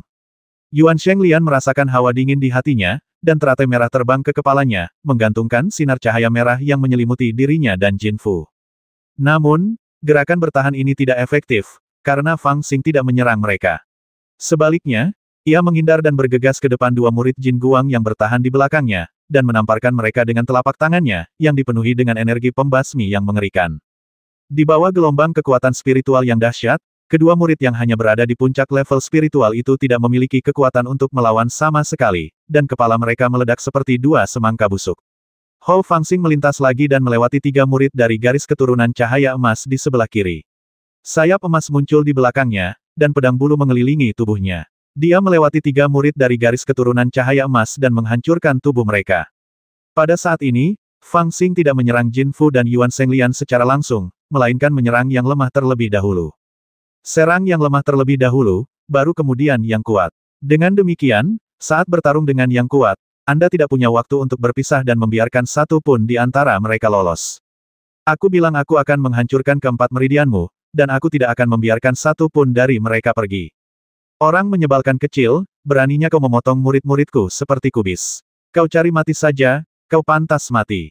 Di ujung lain jembatan batu kecil, menyaksikan pembasmian berantai Fang Xing, Patriark Jin Guang sudah sangat marah. Meskipun dia telah berkelana ke seluruh gurun barat dan merupakan salah satu orang paling berkuasa di gurun barat, dan murid-muridnya dari keluarga Jin dan Pang jika digabungkan berjumlah sedikitnya 3.000, hanya ada kurang dari 50 orang dengan bakat luar biasa yang memenuhi syarat untuk dipanggil ke wilayah Chu dan memasuki wilayah Xuan olehnya. Masing-masing dari mereka seperti tangan, membantunya mengambil peluang di wilayah Xuan, tetapi sekarang, mereka baru saja memasuki wilayah Xuan dan dibasmi seperti memotong melon dan sayuran. Bagaimana mungkin dia tidak kesal? Betapapun marahnya dia tidak punya pilihan selain berdiri di sisi jembatan batu kecil dan mengumpat. Sebuah jembatan batu kecil menghubungkan kedua sisi sungai dan juga memisahkan Xuanyu dari kenyataan. Orang-orang dengan tingkat kultivasi dan umur seperti dia tidak dapat masuk sama sekali dan hanya dapat menyaksikan kejadian ini. Dapat dikatakan bahwa setelah Fang Xing bergegas menyeberangi jembatan batu kecil, perkembangan situasi berada di luar kendalinya, dan setelah cicit perempuannya melukai Cuci, kehilangan kendali mencapai titik ekstrim. Perubahan ini bahkan membuatnya ingin menamparkan cicitnya sampai mati, tetapi dia juga mengerti bahwa ketika saatnya tiba, tidak peduli seberapa banyak dia memarahi Jin Fu, itu tidak akan ada gunanya. Dia hanya bisa meraung dan mengoceh untuk melampiaskan amarahnya. Yuan Shenglian, Jin Fu, apa yang kalian tunggu? Basmi dia, basmi orang menyebalkan kecil ini dengan cepat, basmi dia untukku. Kepanikan bahkan muncul di hati leluhur Jin Guang. Dengan kultivasi dan pengetahuannya, dia secara alami dapat melihat bahwa niat Fang Xing saat ini adalah untuk membasmi semua murid alam lindongnya terlebih dahulu. Dia benar-benar khawatir bahwa ibel kecil yang berbahaya ini akan membasmi semua murid alam lindong yang telah dia kirim secara khusus. Bahkan jika dia tidak membasmi mereka semua, dia tidak mampu melukai lebih dari 10 atau 20 dari mereka. Lagi pula, di alam Xuan, ada beberapa peluang yang hanya bisa diperoleh oleh murid di alam lindong, dan murid di alam pendirian pondasi tidak bisa mendapatkannya. Oleh karena itu, di antara murid-murid yang diutusnya, yang berharga bukan hanya Yuan Shenglian dan Jin Fu. Tuan Yuan, cepat gunakan senjata ajaibmu untuk membasmi ibel kecil ini. Setan kecil ini sangat kejam, tolong Nona Jin, tolong cepat bertindak dan basmi binatang ini. Bukan hanya Patriark Cahaya Emas, tetapi juga Taois Angin Hitam, alis merah, dan jubah biru semuanya berteriak panik. Mereka dapat melihat bahwa ibel kecil itu benar-benar membenci mereka bertiga karena tidak melindungi Cuci, dan bahkan membiarkan Cuci ditangkap oleh Patriark Jin Guang. Jadi saat ini dia tidak tahu benar dari yang salah dan membasmi murid-murid dari 3 garis keturunannya. Jadi untuk sesaat dia melupakan dendam dengan garis keturunan Jin Guang, dan malah terus memohon Yuan Shenglian dan Jin Fu untuk mengambil tindakan. Adik Fu, mari kita bekerja sama untuk membasmi anak ini. Ingat, berhati-hatilah. Yuan Shenglian tidak berani menunda lebih lama lagi dan berteriak dengan suara yang dalam dan tegas. Anak yang tidak mencolok ini sangat menakutkan saat dia marah, dan dia membasmi orang seperti orang gila. Hanya dalam sekejap, tidak kurang dari 10 murid dari garis keturunan Cahaya Emas dan 7 atau 8 murid dari 3 garis keturunan lainnya telah tewas di tangannya. Dia hanyalah penggiling daging. Mereka semua adalah para jenius di alam spiritual yang telah dilatih dengan sumber daya dan upaya yang sangat besar. Bagaimana dia bisa membasmi mereka seperti lelucon? Orang menyebalkan kecil, apakah kau memperlakukan kami seperti kubis? Di antara para murid, beberapa master alam pendirian fondasi juga bergegas maju untuk menghentikan Fang Xing dari pembasmian. Di antara para murid dari 4 sekte, setidaknya ada 7 atau 8 kultivator di tahap pembentukan fondasi. Berbaur dengan kerumunan murid, mereka cukup kuat. Memanggil, di antara para murid garis keturunan Jin Guang, 2 orang bergegas maju, 1 memegang tombak dan yang lainnya memegang perisai. Mereka memiliki kekuatan spiritual yang kuat. Pemegang tombak memiliki petir yang melilit tombaknya seperti ular yang berenang, dan pemegang perisai memiliki jiwa yang mengembara yang berasal dari perisainya. Mereka juga 2 orang kultivator pembangun fondasi, dan sekilas mereka berdua sangat pandai bertarung. Mereka berdua bergegas di depan Fang Xing, menghalangi jalannya dengan perisai besar mereka, dan tombak mereka melesat keluar seperti naga, membasmi musuh secara langsung. Kedua orang ini adalah persis 2 murid pembangun fondasi di antara garis keturunan Jin Guang, selain Yuan Shenglian dan Jin Fu. Tak seorang pun yang bisa memasuki Yayasan Suanyu adalah orang biasa. Karena Suanyu memiliki aturannya sendiri, ada batasan ketat pada usia tulang. Secara umum, hanya praktisi yang berusia lebih dari 25 tahun di ranah Lingdong dan di bawah 40 tahun di ranah pembentukan fondasi yang dapat masuk. Dan mereka yang dapat memenuhi persyaratan ini semuanya adalah para jenius dari berbagai sekte dan keluarga. Kedua kultivator pembentukan fondasi ini juga merupakan murid terbaik dari garis keturunan leluhur Jin Guang. Pada saat ini, mereka berdua tidak dapat menahan diri lagi dan bergabung untuk menyerang Fang Xing. Kalian tak lebih dari kubis. Fang Xing berteriak dingin, mengulurkan tangan kirinya, dan benar-benar mengambil tombak di tangannya. Petir yang berputar di tombak itu diblokir oleh roh jahat yang terbungkus di tangannya, dan itu tidak menyakitinya sama sekali. Kemudian dia mengepalkan tangan kanannya, berteriak keras, dan menghantamkannya ke tombak itu. Dengan suara krek, tombak itu patah menjadi 2 bagian oleh pukulannya.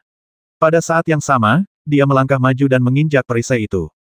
Ledakan, senjatanya patah, perisainya hancur, dan pria itu terlempar. 2 orang ahli pembangun fondasi dari garis keturunan Cahaya Emas bahkan tidak punya waktu untuk bertarung satu sama lain, dan mereka terpental sambil menyemburkan darah. Wus! Sebelum mereka mendarat di tanah, Fang Xing telah menyusul mereka, memegang tombak pria perunggu berkaki 1 dan menyapu area tersebut. Dengan suara bang, sosok pembangun fondasi di sebelah kiri terkena tombak dari manusia perunggu berkaki 1, tetapi mengenai orang di sebelah kanan. Dalam sekejap, tulang dan daging mereka berdua patah, dan terbang menuju bendera Wanling yang dikelilingi asap hitam tidak jauh seperti tas kain pang camping. Haha, ini adalah keterampilan membangun fondasi, kita tidak bisa menyia-nyiakannya. Raja jahat Dapeng tertawa gembira dan mengepulkan asap hitam hingga melilit kedua pembudidaya pembangun fondasi itu. Adik Song, kakak Kiao. Jin Fu yang tengah berlari maju sambil menghunus pedang di tangannya terkejut dan berteriak. Kedua guru besar pembangun fondasi ini sama-sama jenius dari garis keturunan Jin Guang mereka. Meskipun mereka tidak bermarga Jin, mereka sangat dihormati oleh Patriark Jin Guang. Bahkan dapat dikatakan bahwa jika mereka tidak bermarga Jin dan merupakan garis keturunan langsung dari Patriark Jin Guang, status mereka pasti tidak akan lebih rendah dari mereka sendiri berdasarkan kualifikasi mereka. Namun, 2 rekan murid dengan kualifikasi seperti itu sebenarnya. Aku membasmimu, Jin Fuli berteriak, pedangnya berkelebat, dan dia mengaktifkan sihir misterius, yang meliputi area tersebut. Pertama, aku akan membasmi semut-semut ini, lalu aku akan membasmimu, dasar jalang. Fang Xing mengabaikannya, menatapnya dengan dingin, dan bergegas menuju murid-murid garis keturunan Jin Guang yang tidak berniat bertarung. Membawa sayap emas dan menguasai metode pembasmian, kemanapun dia lewat, gelombang darah mengalir deras. Fang Xing yang membaur dengan kerumunan dan membasmi orang tanpa pandang bulu, menjadi gila karena marah dan membuat takut para pengikut di sekitarnya. Karena dia sudah gila, dia membasmi siapa saja yang dilihatnya, tidak peduli dari garis keturunan mana murid itu berasal, dan dia tidak akan pernah menunjukkan belas kasihan. Novel terbaru diterbitkan pertama kali di Liu 9 Suba. Dia telah berlatih 18.000 pedang, yang dapat memberinya kecepatan ekstrim dalam pertempuran, dan dapat digunakan untuk menyerang dan bertahan, yang sangat praktis. Dia juga berlatih sutra induksi tertinggi, yang memiliki kesadaran spiritual yang kuat dan persepsi yang cepat. Dalam pertempuran jarak dekat seperti ini, dia dapat mengerahkan seluruh kemampuannya. Selain itu, dia sendirian dan ada target yang harus dibasmi di sekelilingnya, jadi dia secara alami dapat mencobanya tanpa khawatir. Saudara Yuan, cepat persembahkan piring formasi 8 naga emas milik leluhur. Jin Fu berteriak keras, ketakutan oleh pembasmian tak berperi kemanusiaan yang dilakukan Fang Xing. Tidak, aku tidak bisa melakukannya. Aku baru saja mendapatkan senjata ini. Jika aku mengaktifkannya, tidak akan ada seorang pun yang hidup dalam jarak 30 kaki. Yuan Shenglian juga berteriak dengan marah, merasa sangat tidak berdaya. Dia juga ingin mengaktifkan Golden Chi-8 Aridis untuk menghentikan pembasmian Fang Xing, tetapi dia baru saja mewarisi senjata misterius ini dan bahkan belum memahaminya secara rinci.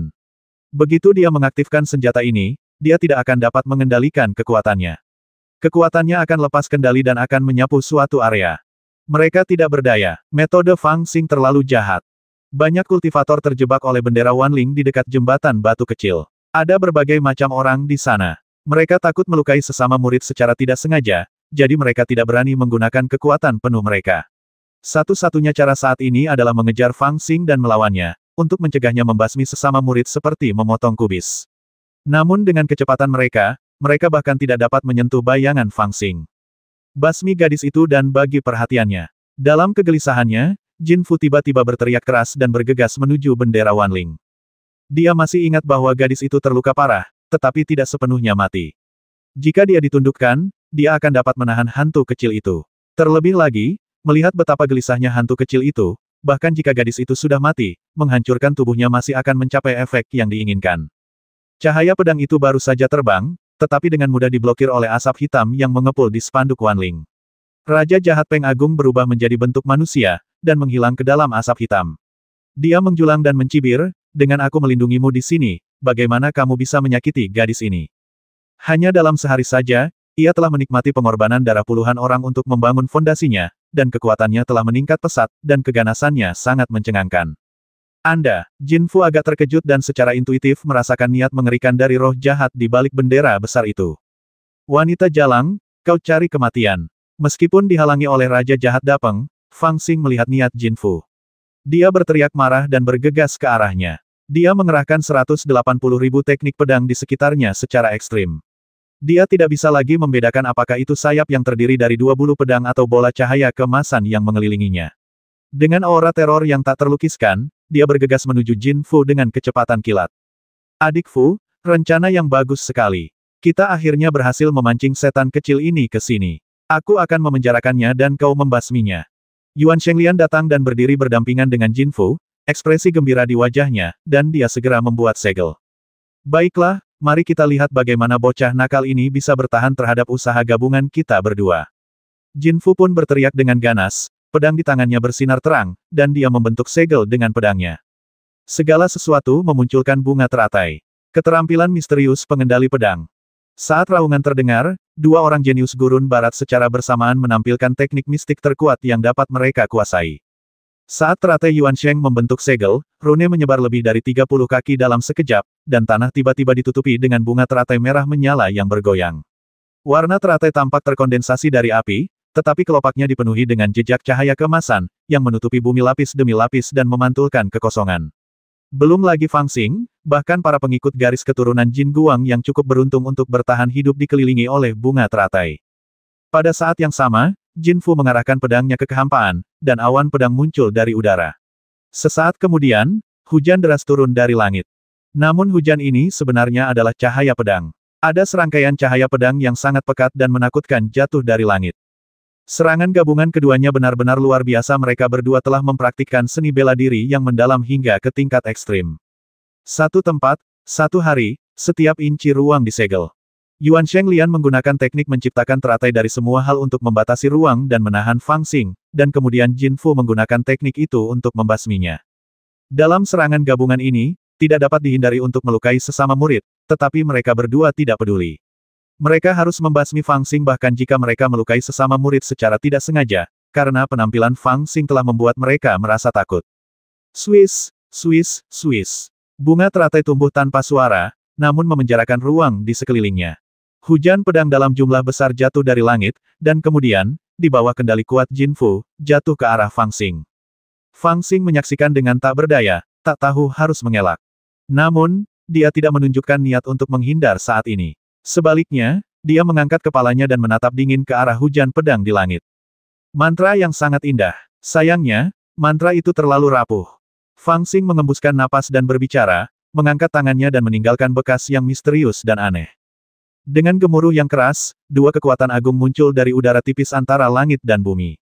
Yang satu berwarna emas, suci dan tanpa cacat, dan yang lainnya berwarna hitam, menakutkan dan mencekam. Kedua kekuatan itu perlahan berputar, satu ke atas dan satu ke bawah, membentuk dua bentuk seperti batu kilangan. Kemudian, di bawah bimbingan metode misterius Fang Xing, mereka perlahan-lahan terbentuk, berputar ke arah yang berlawanan, dan akhirnya perlahan mendekat.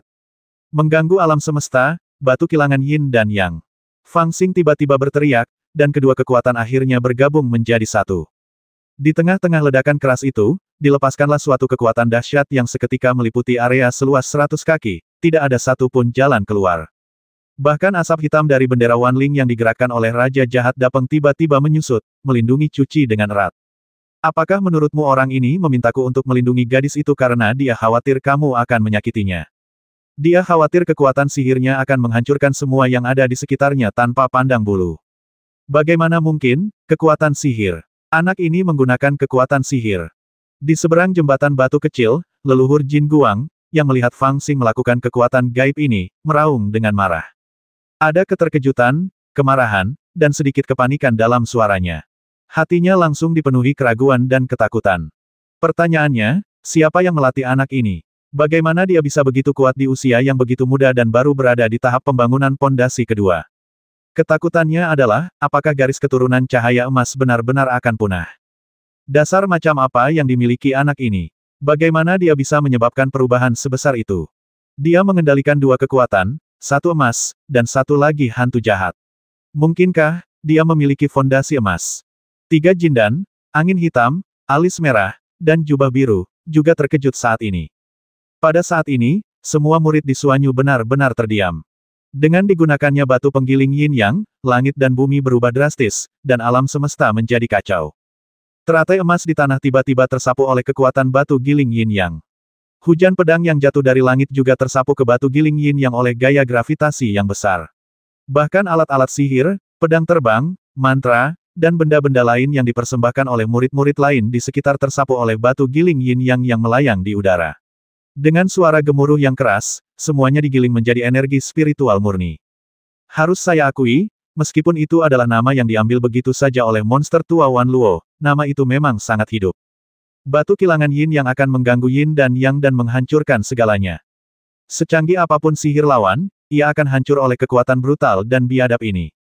Inilah sebabnya Fang Xing berkata bahwa sihir Yuan Shenglian dan Jin Fu terlalu hebat.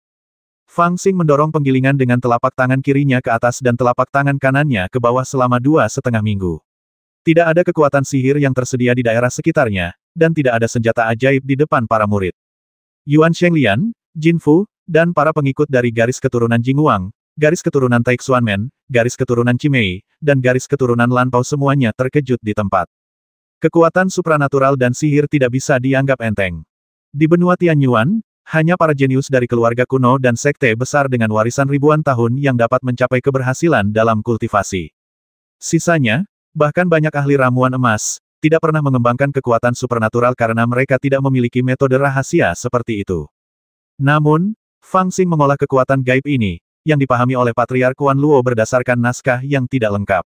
Setelah Fang Xing menguasai keterampilannya, ia menampilkannya di depan umum untuk pertama kalinya dan mengejutkan semua orang. Tidak, aku tidak bisa mengurusnya. Di tengah keheranan orang banyak, Yuan Shenglian adalah yang pertama bereaksi. Dia meraung dan mengaktifkan Golden Dragon Eight Array Plate. Pada saat ini, melihat kekuatan-kekuatan magis Fang Xing, dia tidak bisa lagi memikirkan hal-hal lain. Menyelamatkan hidupnya adalah hal yang paling penting. Pada saat ini, rasa superioritas di hatinya telah hilang. Satu-satunya perasaan yang dia miliki adalah penyesalan dan kepahitan. Bagaimana mungkin, aku harus terlibat dengan setan kecil seperti itu? Mungkin para jenius yang dilatih oleh keluarga kuno hanya memiliki kekuatan sebesar ini. Piring susunan 8 ci emas terangkat, berdengung dan terbang ke udara. Piring giok emas pucat itu berputar semakin cepat, berangsur-angsur menjadi kabur, dan bentuknya tiba-tiba membesar, berubah menjadi lingkaran cahaya emas seperti matahari kecil. Kemudian, terdengar suara auman naga samar, dan 3 cahaya emas terbang keluar dari piring giok, muncul di udara, menjulurkan leher dan mengaum. Mereka sebenarnya adalah 3 naga ci yang ganas. Novel terbaru diterbitkan pertama kali di Liu 9 Suba. Pergi. Yuan Shenglian menggigit ujung lidahnya dan menyemprotkan semua darah dan esensinya sendiri ke udara. Raungan naga terdengar di lingkaran cahaya keemasan, dan cilong lain terbang keluar. 4 cilong. Awalnya, ada 8 susunan dalam cakram susunan 8 ci emas, yang masing-masing menyegel jiwa 8 naga ci. Setelah diaktifkan, 8 naga ci dapat dikendalikan untuk melawan musuh. Namun, dengan kultivasi Yuan Shenglian, senjata misterius semacam ini tidak dapat diaktifkan sepenuhnya. Bahkan jika dia bersedia mengonsumsi esensi dan darah kehidupannya sendiri, dia hanya dapat mengaktifkan 4 jiwa naga ci. Ini sudah menjadi batasnya. Bagaimana senjata misterius bisa menjadi biasa? Kultivator seperti mereka yang berada di tahap awal pembangunan fondasi tidak memiliki kemampuan untuk mengaktifkannya sepenuhnya.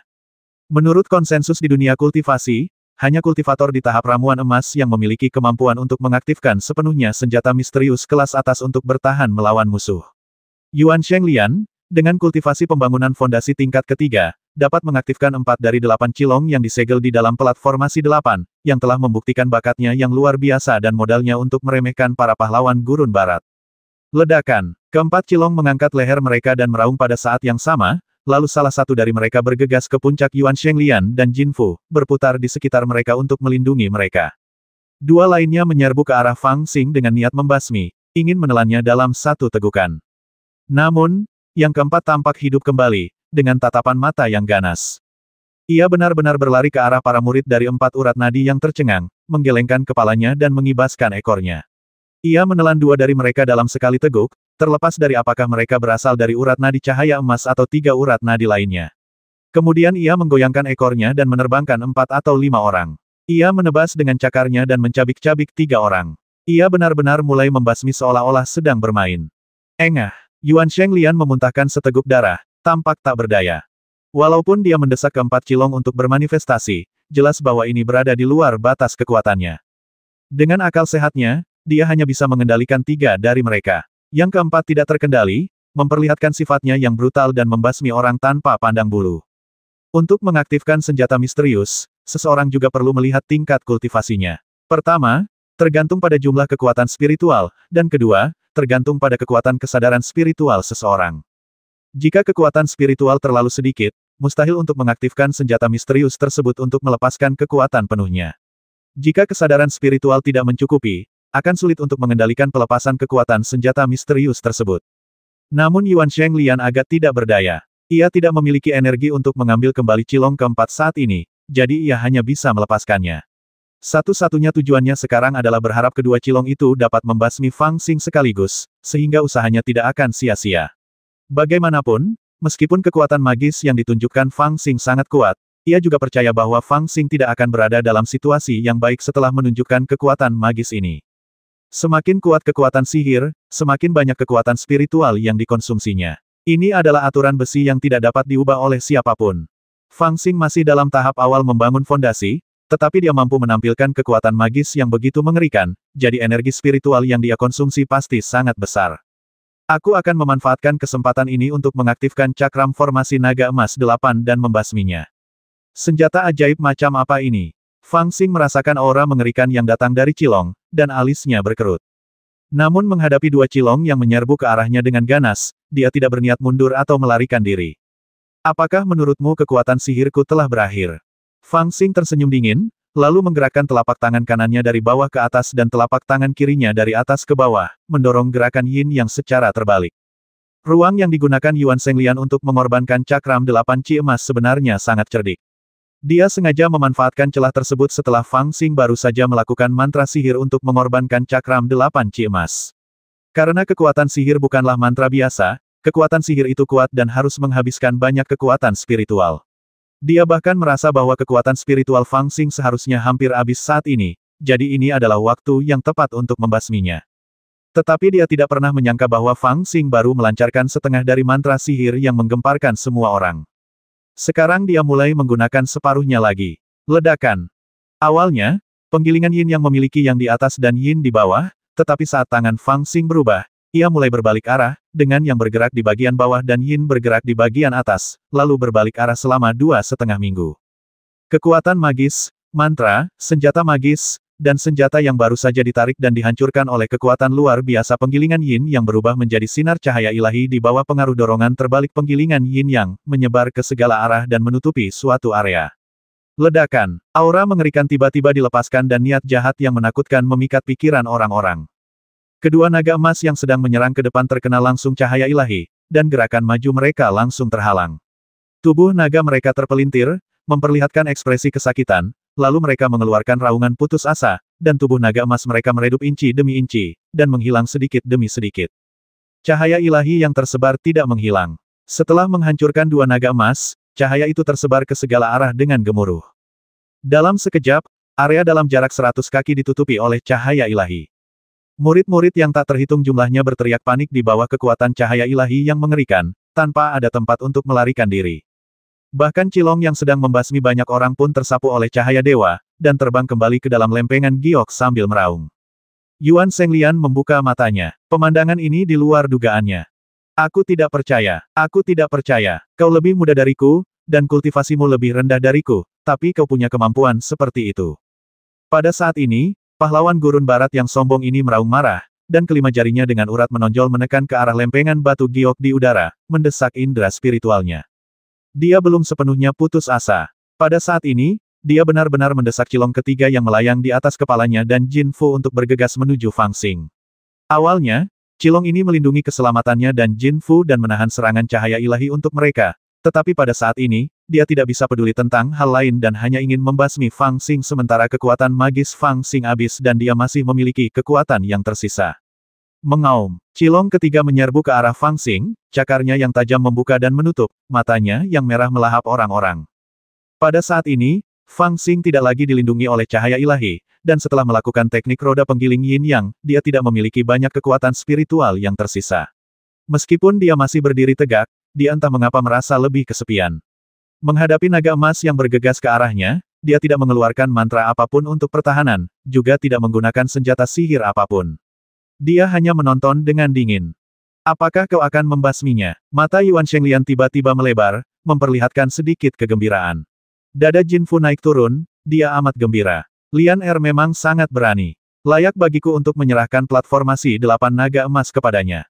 Sulit untuk mengatakan apakah dia merasa lega atau kesal. Meskipun ibel kecil yang merepotkan ini akhirnya akan mati di bawah platformasi 8 naga emasnya, tidak peduli bagaimana Anda mengatakannya, murid-muridnya menderita korban yang sangat banyak, yang tidak sepadan.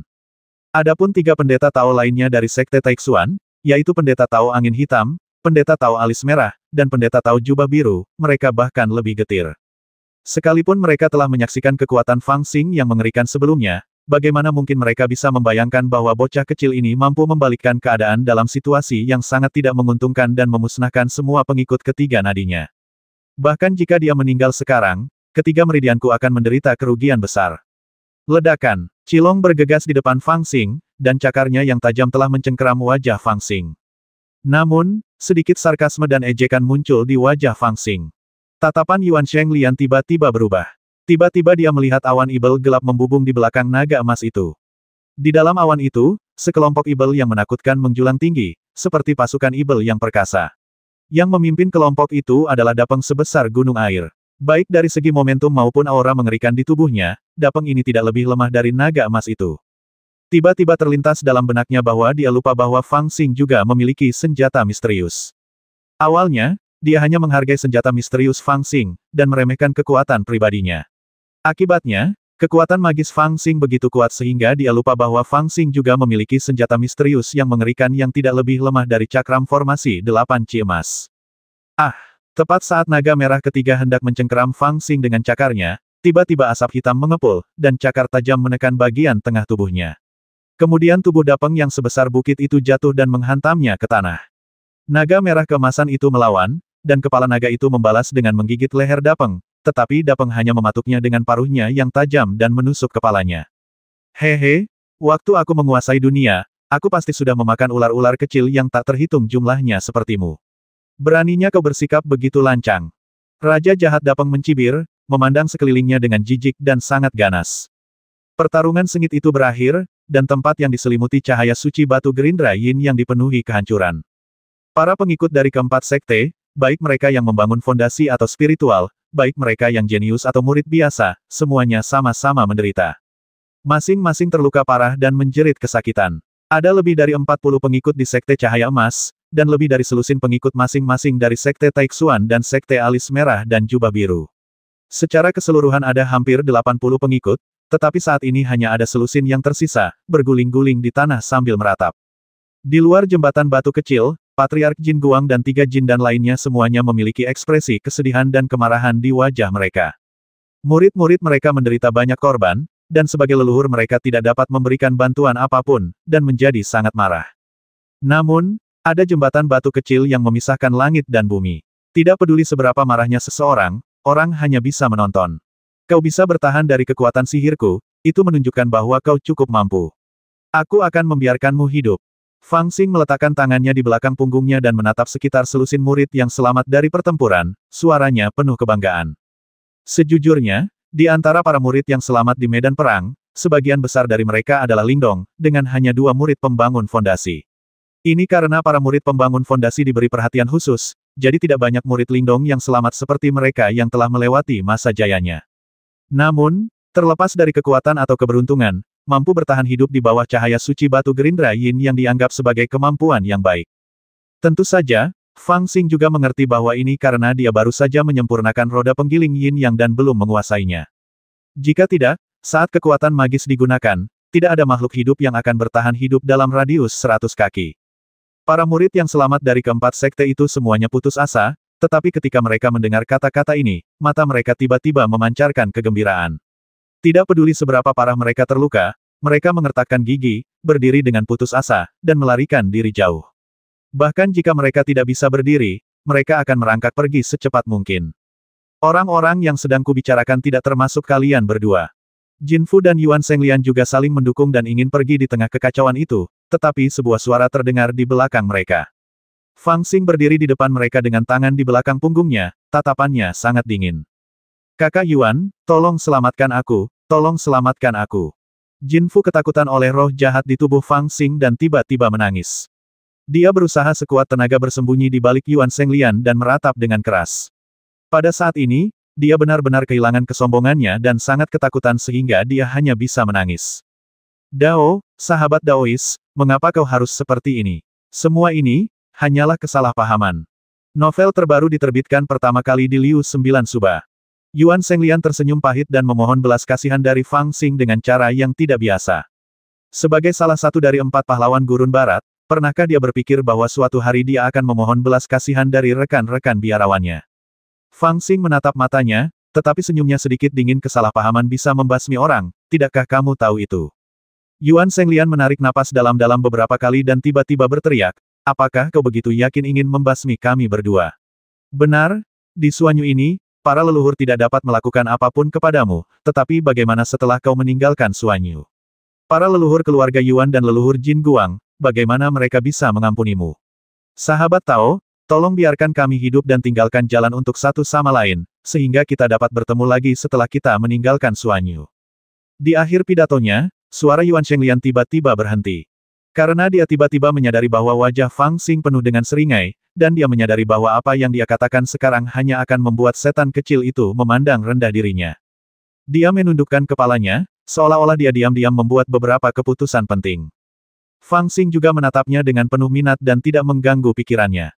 Kakak Yuan, tolong cepat pikirkan solusinya. Wajah Jin Fu sudah dipenuhi air mata. Dia bahkan tidak berani berbicara dengan Fang Xing. Dia terus memohon pada Yuan Shenglian. Aku sudah memutuskan. Yuan Shenglian tiba-tiba mengangkat kepalanya, menatap Fang Xing dengan tatapan penuh tekad, dan berkata dengan suara yang dalam Daoyou, semua masalah ini disebabkan oleh gadis dari keluarga Jin. Jika dia tidak begitu sombong, bagaimana mungkin dia bisa menyebabkan begitu banyak hal? Aku, Yuan Shenglian, merasa bahwa aku berhati-hati dalam urusanku. Aku tidak suka melakukan hal-hal yang ekstrim, dan aku tidak menyinggung kalian berdua sampai mati. Kali ini aku mengaku kalah, kau akan memaafkanku. Ketika Jin Fu mendengar kata-kata ini, dia benar-benar tercengang dan tanpa sadar menjauh dari Yuan Shenglian. Jika kau mengampuni nyawaku, Yuan Shenglian akan mengingat kebaikanmu dan membalas kebaikanmu di masa depan. Yuan Shenglian masih berbicara tanpa henti, tetapi Fang Xing bahkan tidak selesai mendengarkan dan menggelengkan kepalanya. Wanita ini meninggal karena aku telah mengatakan padanya untuk tidak melihat bulan malam ini. Dia menunjuk ke arah Jin Fu dan berkata, yang langsung membuat mata Jin Fu menampakkan keputusasaan, dan juga membuat Patriark Jin Guang di seberang jembatan batu kecil itu meraung dan mengancam dengan keras, lalu menunjuk ke arah Yuan Shenglian dan berkata perlahan kamu juga mati. Siapa yang menyuruhmu bersikap begitu kejam? Setelah mengatakan ini, dia berbalik dan pergi. Di belakangnya, asap hitam mengepul dari bendera Wanling sudah bergulung-gulung. Yuan Shenglian tiba-tiba tertegun, dengan ekspresi sedih di wajahnya. Apakah saya sungguh akan mati di sini? Saya jelas merasa bahwa saya tidak melakukan sesuatu yang terlalu berlebihan. Bagaimana dia bisa mati di sini? Saya salah satu dari 4 pahlawan besar Gurun Barat, orang berbakat dari keluarga Yuan dengan masa depan yang menjanjikan. Saat dia hendak diselimuti asap hitam, dia berbalik dan menatap Jin Fu dengan mata penuh kebencian. Wanita jalang ini, awalnya aku pikir setelah bertunangan dengannya, hidupku akan sengsara.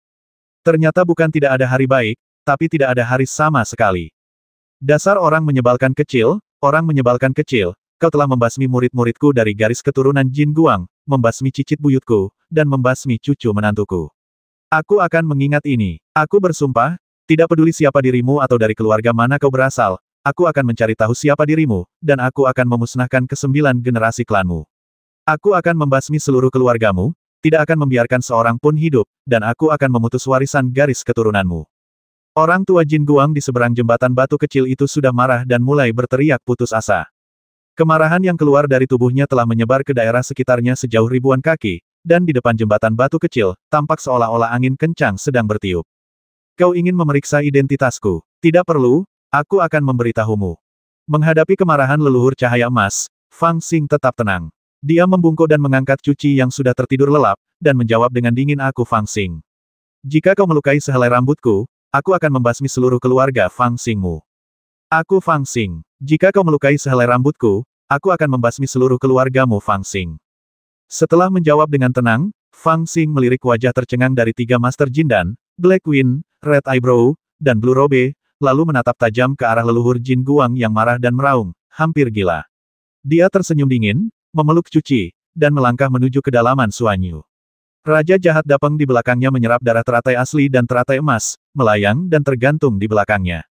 Bendera hitam berkibar, sosok itu kesepian dan curam, dan di bawah kakinya terdapat medan perang yang berantakan dari daging dan darah.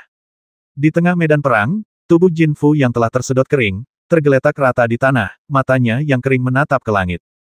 Dengan sepasang mata seperti ini, Anda tidak akan bisa melihat bulan di malam hari. Fang Xing tidak tahu, begitu pula Patriark Jin Guang yang berada di sisi lain batu kecil itu. Di akhir pertempuran ini, di bagian terdalam Suanyu, di istana peri yang dipenuhi udara peri, di tengahnya, ada lempengan batu yang ditutupi lapisan kabut. Di atas lempengan itu ada nama yang tertulis dalam bahasa peri. Dan di lempengan itu, saat pertempuran di jembatan batu kecil itu berakhir, sebaris kata perlahan muncul, juga tertulis dalam bahasa peri. Di atas baris kata-kata ini, sudah ada lebih dari 30 baris teks, yang merekam beberapa kata yang tidak dapat dipahami oleh orang awam.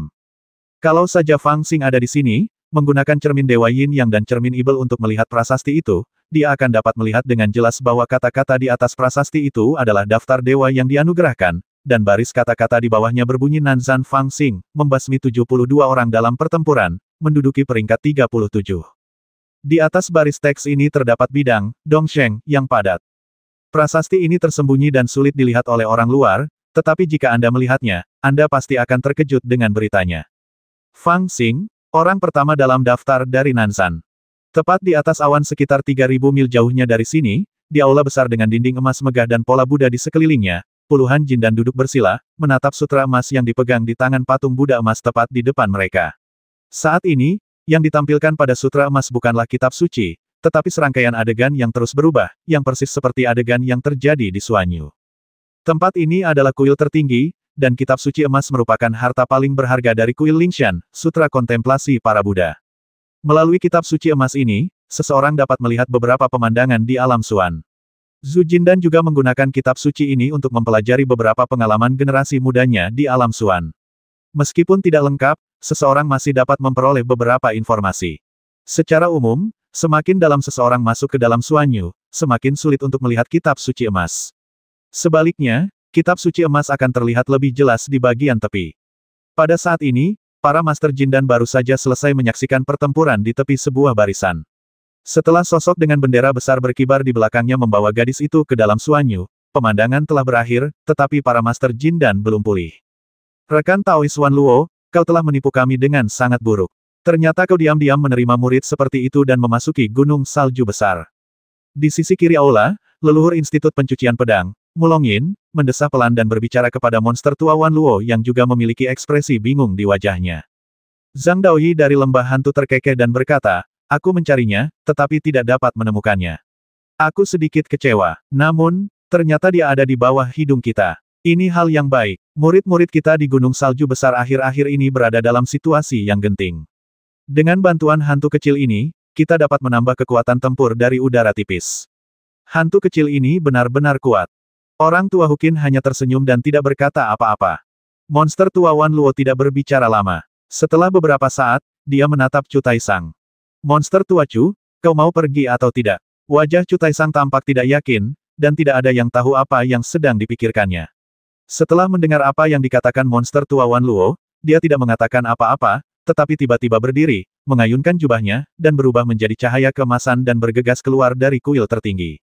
Monster tua Luo tersenyum dingin dan terbang bersamanya. Fang Xing, nama anak ini Fang Xing. Kenapa kedengarannya familiar? Di luar Suanyu, ketiga kultivator dari Sekte Taixuan, Chimei, dan Lan Pao semuanya terkejut, dan merasa bahwa nama itu tampak familiar. Setelah beberapa lama, Chimei tiba-tiba berseru, aku bertanya-tanya siapa lagi di wilayah Chu yang bisa memiliki kemampuan ini. Ternyata dia, bocah ini adalah orang yang mengkhianati Sekte Qingyun, membasmi jenius Sekte Qingyun, Xiao Jianming, dan bertempur sengit dengan Ye Guyin dari Istana Bingyin, yang menyebabkan jenius nomor satu wilayah Chu menderita kerugian besar. Dia sebenarnya telah membangun fondasinya dan memiliki kemampuan ini. Ternyata itu dia. Pendeta Tao tua berjubah biru pun tercengang di tempat, kepahitan dalam hatinya tak terlukiskan dengan kata-kata. Ketika peti mati misterius itu dibuka, semua kultivator Jindan, tanpa kecuali, menyelidiki para jenius muda di daerah sekitarnya, untuk mengetahui semuanya dengan jelas agar generasi muda mereka sendiri tidak menderita kerugian. Fang Xing tidak diragukan lagi adalah salah satu orang paling mempesona di antara para jenius. Ini terutama karena meskipun dia jarang muncul di depan umum, semua yang dia lakukan adalah perbuatan buruk yang membangkitkan kemarahan manusia dan dewa, dan mustahil bagi para kultivator untuk tidak memperhatikannya. Tetapi mereka pun tidak pernah menyangka bahwa pemuda malas yang mereka temui hari ini ternyata adalah setan kecil. Legenda mengatakan bahwa dia hanya berada di alam gerakan spiritual, tetapi tampaknya hari ini, rumor itu salah. Pendeta Tao Heifeng dari Sekte Taixuan memasang ekspresi pahit di wajahnya, menggelengkan kepalanya tak berdaya dan tertawa. Tidak peduli bentuk tubuhnya persegi atau bulat, aku akan membasmi seluruh klannya. Sekarang giliran kalian. Tiba-tiba terdengar suara gemuruh yang mengerikan. Ketiga Jindan terkejut dan melihat monster tua yang marah dengan cahaya kemasan. Rekan Taois Jin Guang, tiga sekte kami juga telah menderita banyak korban. Anda tidak boleh melampiaskan kemarahan Anda kepada kami. Pendeta Tao Heifeng dari Sekte Taixuan merasakan niat membasmi dari monster tua Jing Wang dan berteriak panik. Kalau kamu tidak bersekongkol dengan bocah nakal itu untuk bersekongkol melawanku, bagaimana mungkin semuanya bisa jadi seperti ini? Monster tua Jin Guang sama sekali tidak mendengarkan nasihat itu. Dengan marah, dia mengayunkan telapak tangannya dan menamparkan pendeta Tao Heifeng. Dalam sekejap, pertempuran kembali pecah di sekitar jembatan batu kecil itu. Pertarungan antara keempat Jindan itu sangat hebat. Monster tua Jin Guang bagaikan singa yang marah, penuh dengan niat membasmi dan menggunakan cara-cara yang ganas. Meskipun dia sendirian, dia mampu langsung mengalahkan tiga Jindan lainnya. Di tengah suara gemuruh, Medan perang bergerak dari jembatan batu kecil ke langit, lalu bergerak ke utara hingga mencapai langit di atas kota Dianjiang. Pertempuran sengit antara Jindan dan Jindan dengan cepat menarik perhatian dari semua pihak. Di bawah serangan monster cahaya emas yang gila, 3 Master Jindan dari Sekte Taixuan, Tao Angin Hitam, Tao Alis Merah, dan Tao Jubah Biru, tampak sangat menyedihkan.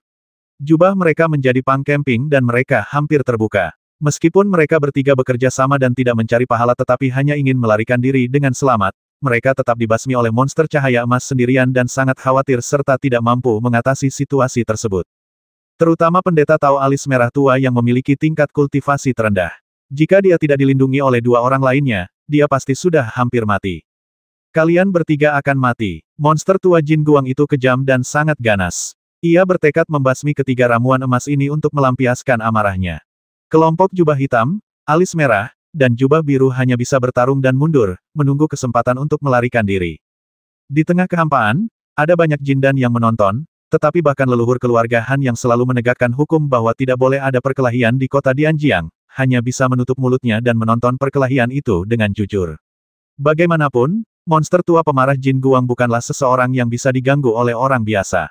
Meskipun mereka adalah Jindan, mereka harus mengukur kemampuan mereka sendiri sebelum melangkah maju untuk membujuk mereka agar berhenti berkelahi.